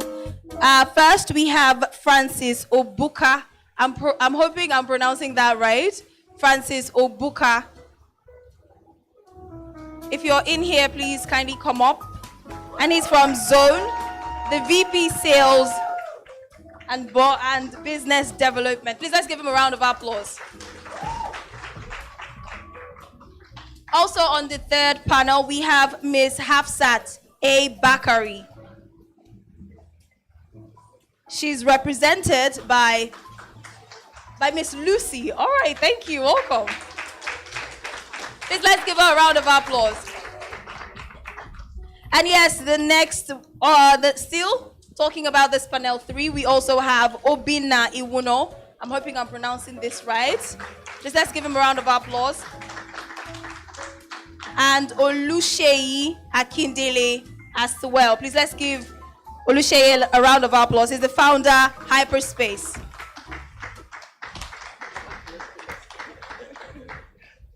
Please let's give them a round of applause. Thank you. And yes, moderator, Mr. Jayola Temitayo, kindly come on stage. Oh, you were waiting for your chair to be set. All right, thank you. Let's give him a round of applause, please.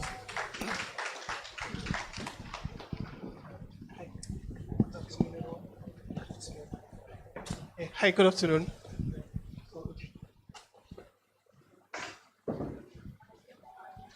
Okay, hi, good afternoon, yeah. Sorry for the mix-up, and it seems it's not been running intense. Yeah, good afternoon, everyone.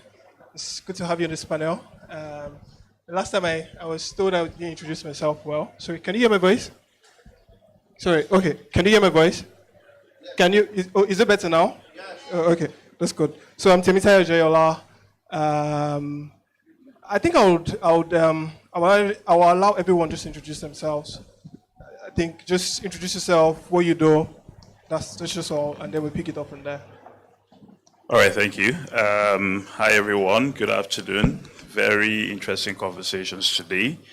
My name is Francis Obuka. I am the Vice President for Business Development and Sales at Zone. I've been working in financial services for a long while, but particularly blockchain and its applications to how we can provide better efficiency in financial services systems for the last 3 to 4 years. I'm happy to be speaking here with you today. Thank you. All right, hi. Good afternoon, everyone. My name is Lucy Omuka. I'm from the Nigerian Financial Intelligence Unit. Currently, I head the division, I'm the division head for emerging technologies and innovation sector. But we're not up to 6 months with the new restructuring based on the last mutual evaluation exercise that was carried on in the country. I found out that emerging technologies, of course, crypto was something of a concern globally. So when the director came on board this year, she restructured the organization. So we have a division that is looking at that. But with regards to money laundering, terrorism financing, and more recently, proliferation financing. Formerly, I used to be in the gaming sector for the AML-CFT, but this is where I am now. Thank you.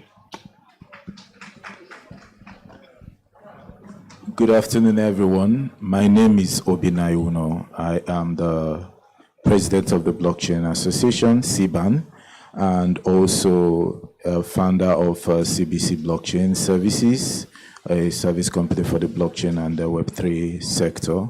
And I have been in this blockchain industry for about 7 years now, advocating and also pushing the frontiers of blockchain technology for more development, advancement, and adoption. Thank you. Good afternoon, ladies and gentlemen. My name is Sheyi Akindende, and I'm the founder of Hyperspace Technologies.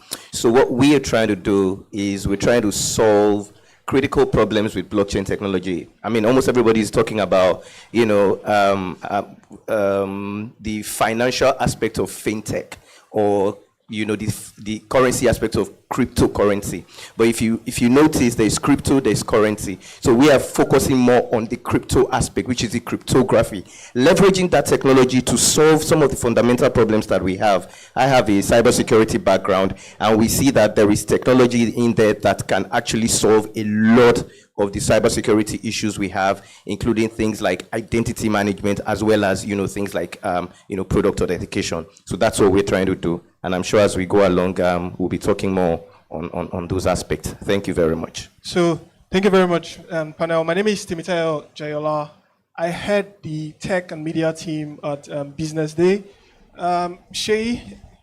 Sheyi, you recently just got a patent for a blockchain multi-factor authentication, if I'm not wrong. Could you elaborate on that and how it will strengthen security in blockchain technology?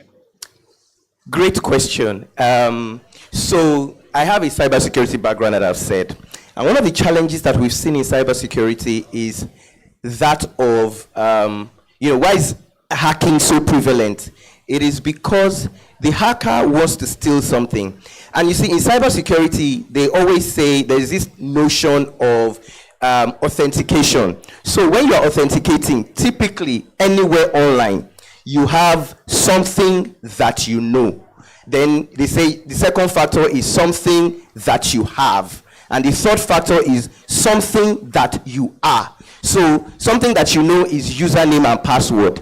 Now, the truth of the matter is that if a hacker, if someone gets access to that, they'll be able to steal your identity. Now, if you look at the second factor as well, they tell you it is something that you have, which is like a phone and OTP, when they send you like a second factor. Now, if you look at that OTP itself, it is actually something that you know. So guess what hackers are doing? They will call you and they'll tell you to send them their your OTP. They'll just pretend to be your bank. Now, the third factor, which is supposed to protect that, is biometrics, which is something that you are. Now, have you also noticed that if you want to log in on your mobile, your banking app, if your biometrics doesn't work, what happens? It has a fallback to something that you know. So if you look at all those things, they're a variation of something that you know, if somebody has access to it. So we now looked at it and said, the blockchain exists. Now, by default, the blockchain comes with identity management. If you understand, that's why we don't focus on the financial side of fintech. We look at the technology side. It has cryptography, and then it has digital signature. Why can't we leverage that? Now, if you use crypto, the reason why crypto is very secure is that identity. When you have a blockchain wallet, it gives you a string of characters. Now, in cybersecurity, that is like your identity. We even think that you can use that as identity. Now, that identity is different in the sense that all the identity management systems that we have are centralized. So if you go to Google and you have a Gmail account, for instance, if Google locks your account tomorrow, that's it, because it is centralized. Secondly, it is not portable. In the real world, the way identity management works is that you carry it around yourself. So if I ask you, what's your name? It is with you. You don't entrust it to any other person. Your passport is with you. Your driver's license is with you. So we now thought about it that why can't we use that facility to authenticate on the internet? So instead of having a username like a Gmail account or an account number, why can't I generate a key on the blockchain that is immutable, that can never be taken away from me, and use that as my username? Now, as my password, I can now use digital signature, so that when I sign, I am combining that my private key, because it is with me. I only have access to the private key because that key has private and public. So we now leverage that to build something we call a cipher key. I'll probably bring it out and show you, where instead of logging in with a username and password, you now log in with an identity management that is tied to the blockchain, which now makes it something that you do, as opposed to, it now makes it more secure, in that nobody can steal that identity because it's now completely passwordless and you cannot use any. So that's the patent that we got. We also got another one. It's also in the works. We actually have two. We have one for product authentication. Now, in the last panel, they were talking about supply chain and how to tie. Now, you see, the question you will ask is, if I want to use it for supply chain, how do I track the product? What technology would I use to track the product? So what we came up with is if you go online, you see all these microchips, these chips that you can actually put. Now, all those chips have a unique code that you can tie to a blockchain address through smart contract. That now means that I can tag any product in the world. So if I am a manufacturer of this phone, for instance, I have an identity that is tied to the blockchain. Remember, it's public-private key. Now, so if I now tie it, I will now put a chip on here on the product that I digitally sign, such that if you want to counterfeit the product, unless you have access to my private key, you cannot. So you can build products, so you can use it for product authentication, you can use it for even voting, Let me give you an example of how you can use the blockchain to vote, and it will be completely fraud-free. But you see, the problem is, technology is not the problem we have in this country. The problem we have is that, do we even want to have a free and fair election? Because at the end of the day, there will be someone who wants to change 0 to 1 back at the back end. But when you implement blockchain, let me give you an example with even crypto. Let's assume we're all here and we have two parties, party A and party B. What do? On the blockchain, you give party A, you open a wallet, they have an address on that wallet. So let's just use the Ethereum blockchain. So they have an address. Party B has an address. Every other person here, when you go and register for what's it called, maybe your voters registration, they give you an address as well, and they deposit on that address one Ethereum to everybody. So 1 Ethereum to you, 1 Ethereum to you, 1 Ethereum to you. Then you write a smart contract that says on the day you can't spend that 1 Ethereum. That 1 Ethereum is 1. They now write a smart contract that says you can only spend this 1 Ethereum on this day of election between this time and this time. So on the day of election, what do?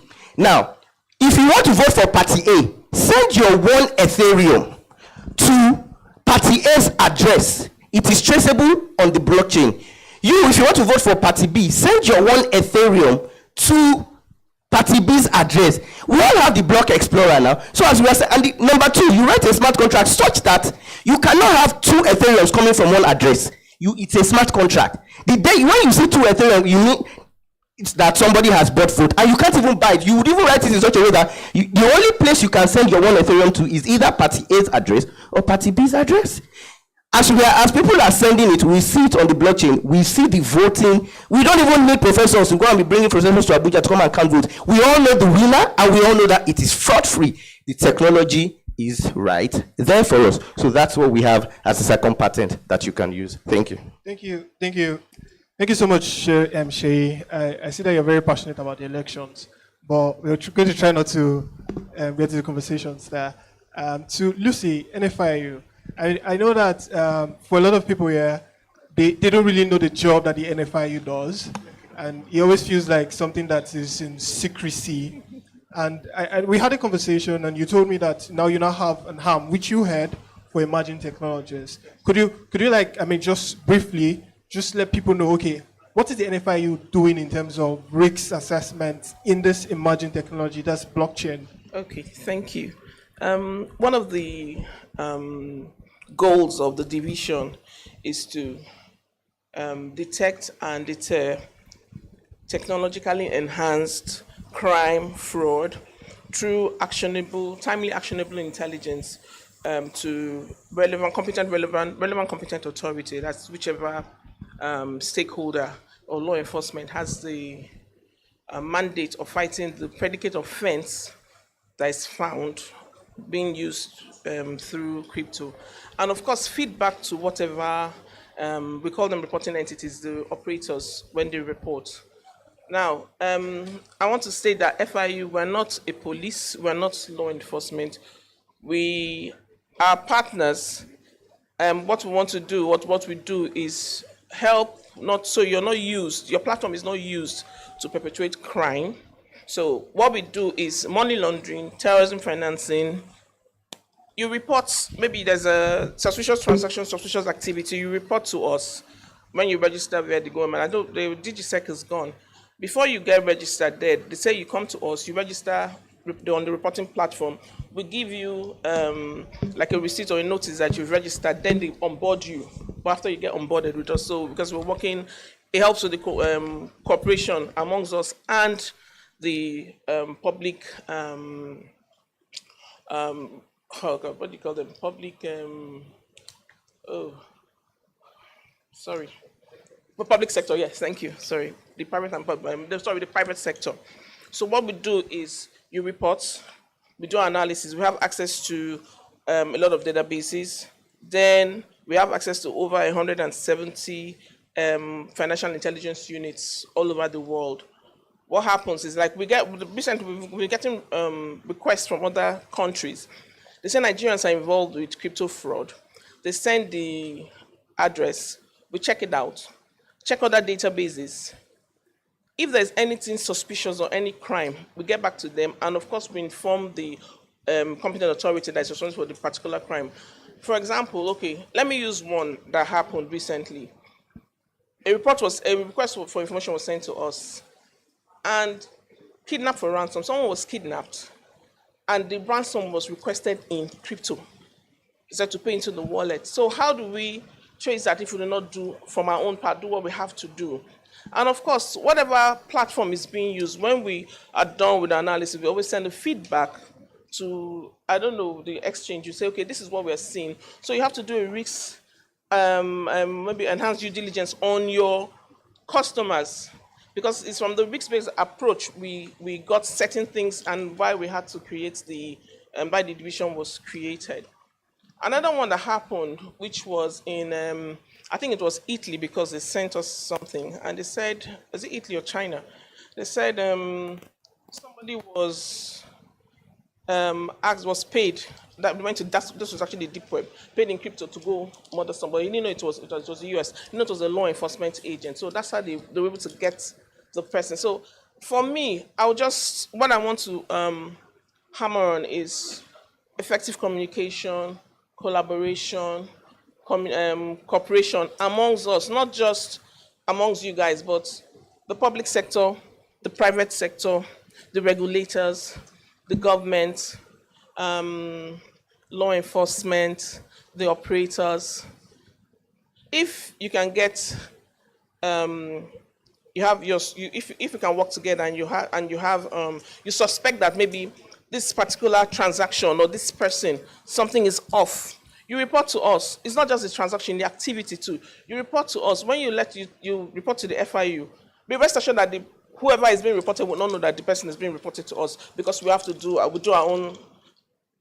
own analysis, get information from other places, turn it to actionable intelligence, and then we send out what we need to send out. And we try and keep the financial space in Nigeria clean, because it's best for us. If you go all over the world, the top guys everywhere, even in crypto, they're Nigerians. So what is wrong with us in this part of the world? Why can't we just get it right? We need to be willing, because we're only as strong as our weakest link. But in order for us to get strong, we need to work together and be transparent and tell ourselves the truth. If we're open to each other and don't have this closed mindset, things will work out. Thank you. Thank you. Thank you so much, Lucy.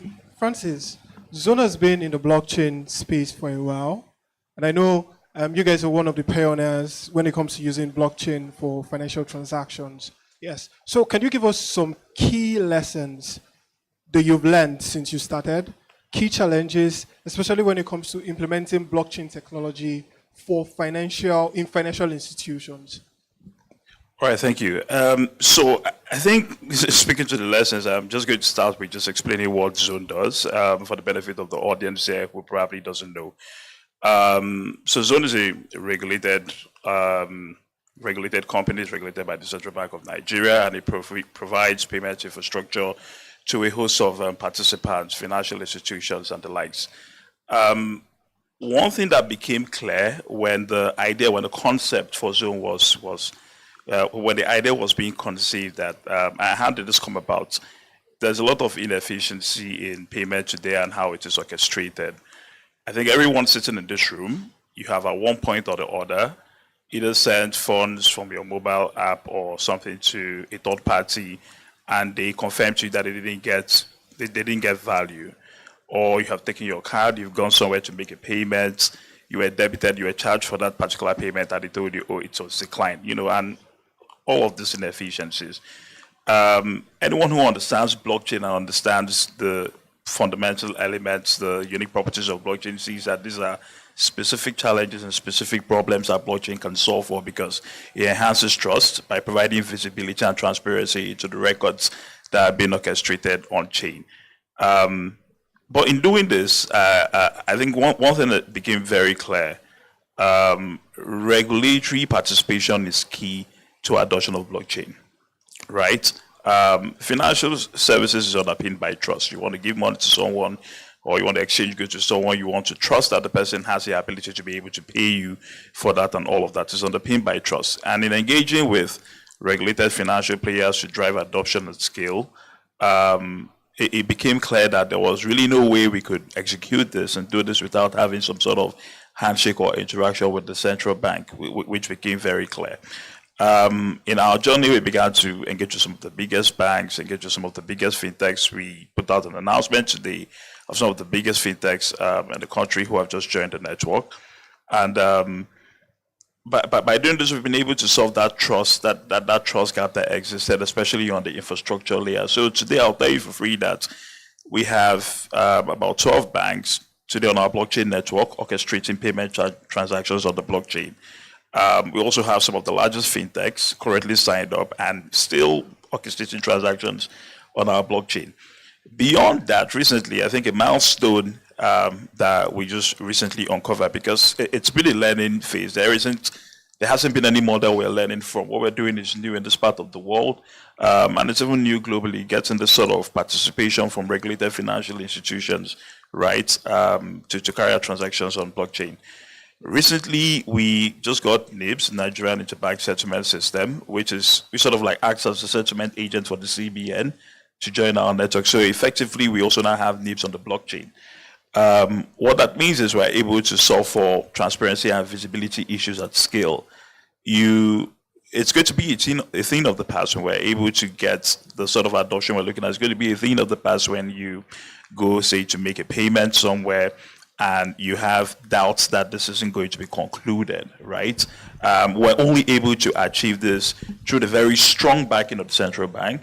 We're only able to achieve this because the regulated players trusted in what it is we're going to do. So we've been able to solve for this on the infrastructure layer, and as part of our roadmap, we'll be looking to see how we can replicate some of the successes on the application interface.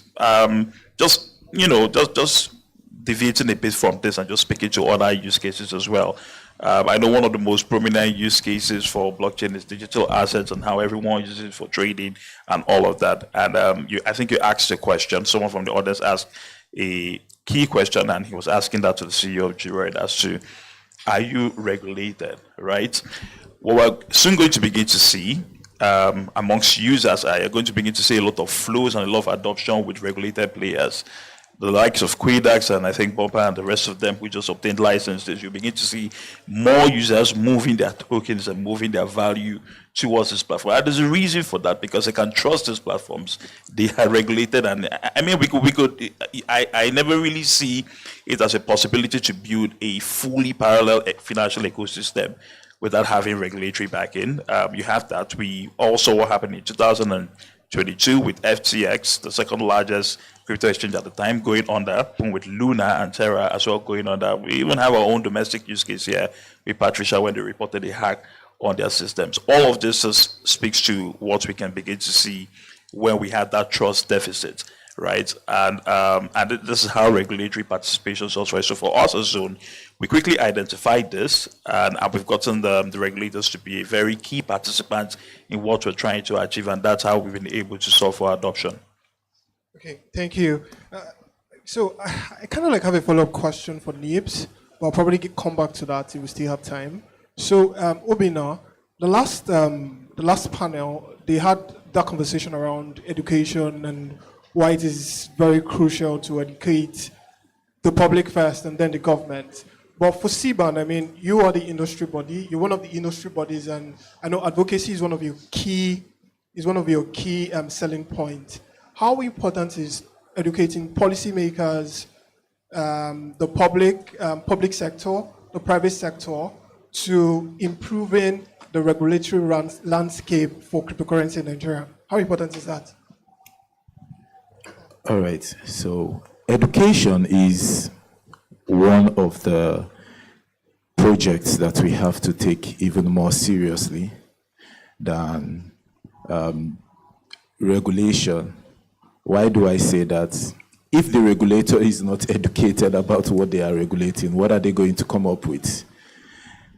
So you might end up with a regulation that will strangulate innovation, or a regulation that would lead to strangulation. And that is not in the interest of the industry.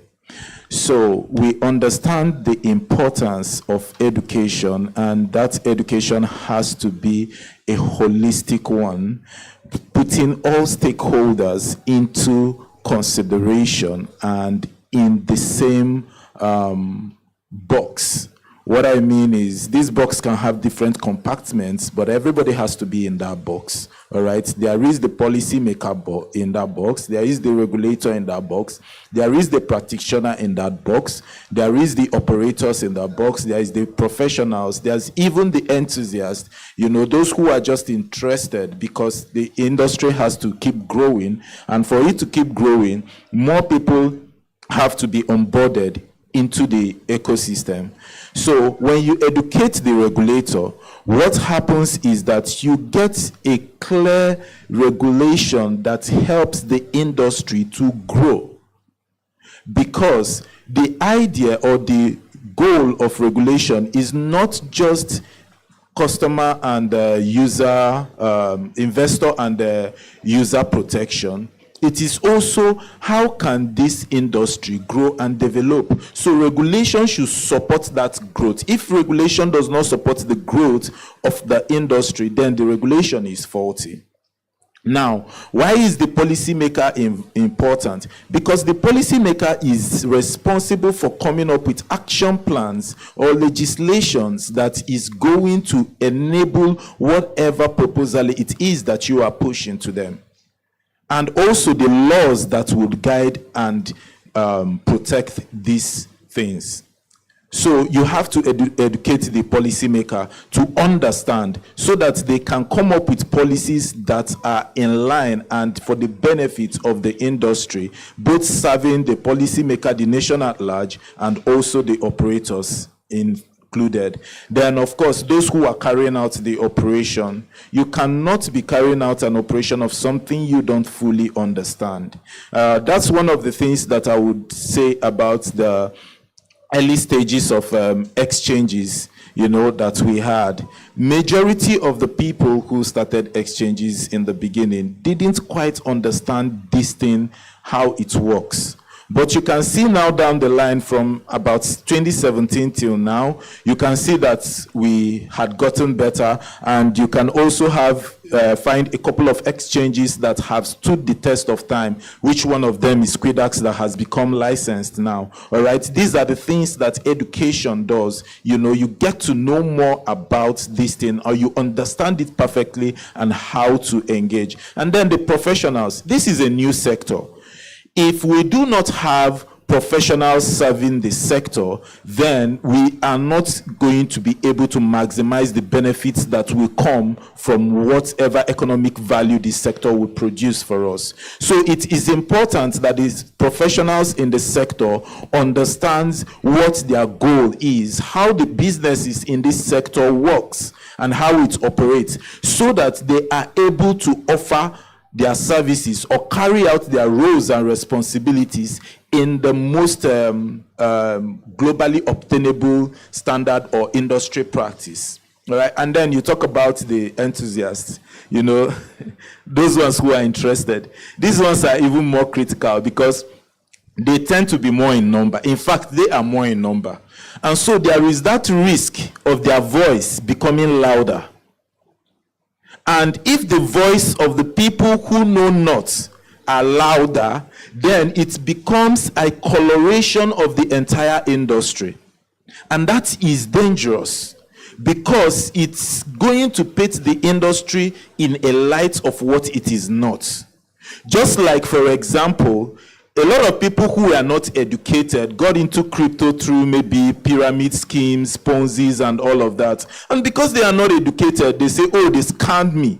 They defrauded me in crypto. Crypto is a scam, is a Ponzi scheme. And because they are everywhere online, you know, one person makes a post, there are hundreds of them commenting on that post. And you want to go and read a beautiful post that somebody wrote. And then, of course, comment sections should even throw you more light. And then the next thing you are seeing is all of the complaints. And if you don't know, you begin to have this bias towards it. So those ones have to be very well educated. In fact, their education should be taken very seriously, because if it is done right, they could also become the voice that says the right thing for the industry. And when more people are hearing from more voices, it becomes their own perception of what the industry is all about.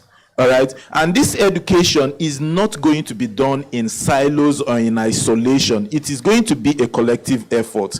Now, Hyperspace, you are not an education company. You are a technology company, or a technical company in the blockchain space. Now, you may not necessarily do the education directly, but you can support people who can do the education. You can sponsor the initiatives, because what it does is that it also comes back to you, right? The same thing with Zone, the same thing with Credas, the same thing, even the NFIU, even the SEC, even the NITDA, everybody has a role to play. In fact, the government should even have a fund earmarked for blockchain education and skill development. And that is one of the things that has made me very happy about the National Blockchain Policy, of which I am a member of the steering committee, and we have the chairman here, Mr. Chuta Chimezie. It is one of the key areas of the national blockchain policy. We have adoption, capacity development, and innovation. So you can see that we have taken a holistic approach on how Nigeria can benefit from the national blockchain policy. So education is very important. Mr. Chota mentioned something. He says many people want to earn without learning, but you have to learn to earn. How can you just wait? You want to be a doctor, and then you just wake up one morning, you didn't go to medical school, you didn't study anything about medicine, you wear a lab coat and you want to go into the theater to do a surgery. Who does that? Are they going to allow you? But the crypto space is the only place where I see people who have known nothing about crypto and they come in and they want to make money. It's absurd. And that's why we are having this kind of conversations, and it's important. So education is something that should be taken very seriously, because education is the reason why the industry has even grown to what it is today, that we are having this conversation. Thank you. Thank you so much. So, I mean, we've run out of time. Yeah. And So, and I like to end on a positive note, because I know there's a whole lot, and this is supposed to be like a conversation starter. This is not where we have all the conversations. So I'm going to start from you, Francis. What do you think is the future for blockchain adoption in Nigeria? Short, very concise, straight to the point. We're going to see a very massive adoption of blockchain in the next 5 years. It's already happening globally. Recently, Iraq Bank in Dubai just announced that they executed the first CBDC cross-border transaction, exchanging a unit of digital dirham to digital yuan. That happened, and we're now going to begin to see a lot of that happening, right? I guess we have the players here now. Regulation has already caught up, with the operators here. We're going to begin to see significant adoption within the next 5 years. That's my prediction. Thank you, Lucy. Same question. Okay, I just wanted to say how serious it is. The Money Laundering Prohibition and Prevention Act, Section 13 talks about new technologies, so it's very, very important. It is the future, it is here. FATF Recommendation 15 is the same thing. We cannot run away from it, so I would just suggest we embrace it, but we do that together, transparently, tell ourselves the truth, and then we move forward. Thank you. So much, Obina. Okay, there is something I always say, right? And there are two things. One, blockchain technology is the greatest opportunity that Africa has ever had, and the rest of them, right? But the tide has changed. We need to understand the change that has happened and be able to flow along with it, all right? So that is on one hand. On the other hand, if we are not scaling up and running with this tech, we may end up becoming a consumer continent. In fact, there is already a conscious programming to make us a consumer continent in this technology. It's just 15 years old. There is no excuse Africa has to take the back seat. We should be a major global player. In fact, I will tell you that it has more use case in Africa than any other part of the world. And that is why it should be taken seriously by us. It has the potential for wealth creation, job creation, economic development, financial inclusion, and will add foreign direct investments to us. You know, it would even increase our inflow. It can help us to do a lot of things. Shift your mind away from crypto for a while. Crypto is just one of the byproducts. What do you know about blockchain technology? There is a whole suite of things we are yet to explore or even do with blockchain technology. And that's why I also like companies like Hyperspace, like The Zone, you know, showing other practical applications of blockchain technology, right? There is a new company called Asset Chain, where you could, it's a Nigerian blockchain company, network, right? Built by Nigerians, and it is very solid, where you can tokenize real world assets and you do a lot with them. They'll be launching in October. You should look out for them. There is a Shards by Convexity, which is used for humanitarian aid. So you see, cryptocurrency is just a minute fraction of what we can do with blockchain. There is a whole lot. Whatever sector that you are in, blockchain can absorb you into its ecosystem. So look out for what you can do in blockchain. This is the new economy, and it's growing very fast. And massive interest and investments are flowing in. So take your place and then represent your constituency, because every single person here is a representative. So what is your constituency? Are you in journalism? Represent the journalism constituency in blockchain. The sound guy over there in blockchain. I mean, the people who did our catering in blockchain. Everybody, you have a role to play in blockchain. Thank you. Thank you so much. Yeah, thank you very much. It's amazing we're talking about, you know, education, and I don't see, you know, university lecturers here. I think number one thing is that our traditional educational system has to change. I even feel that computer science has to be unbundled. There shouldn't be any course like computer science. We've grown way beyond that now. If you're a young person and you're thinking of a career to get into, there are three things I will tell you. Get into cybersecurity, get into AI, and get into blockchain technology. And in 5-10 years, you will reap, you know, the rewards. And for, you know, education, people administering our educational system, universities have to change. AI, blockchain, and all these things, they are not just for technical people. They are for people that are in other departments. You have to infuse this technology, and that is where the world is going. Thank you very much. Thank you very much. A round of applause for this wonderful panel, and a round of applause for yourself also for staying till the end. Thank you so much. Thank you so much.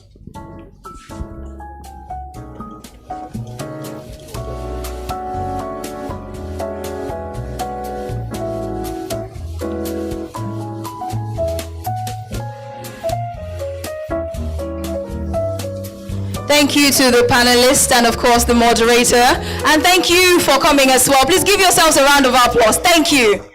It's too early to be tired. Give yourselves a round of applause. You stayed till this time. It was beautiful, wasn't it?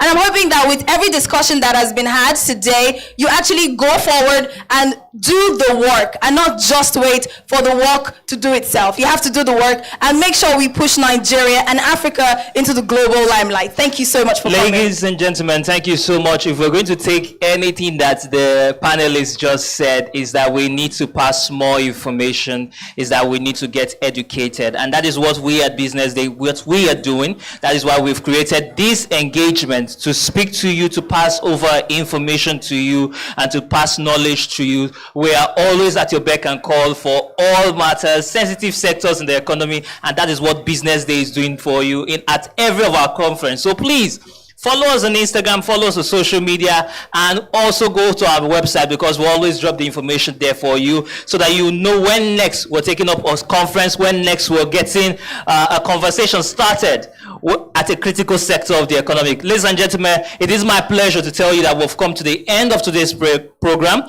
and we appreciate you for staying up to this very time. Thank you so much, ladies and gentlemen. Please, a round of applause for yourselves. Thank you so much. Thank you so much. We appreciate you. We appreciate you. Thank you so much. And a round of applause for the Business Day, please. Yes. Of course. And then a round of applause for our sponsors, Yellow Card. Yes, KEDAX, Hyperspace, and Yellow Card. Please let's give them a round of applause. Thank you so much for sponsoring. And thank you for coming. Of course. My name is Emmanuel Onwuka, and my beautiful co-host here is Kemi Michaels. We appreciate you for listening. Have a wonderful day. Have a blessed day. Thank you.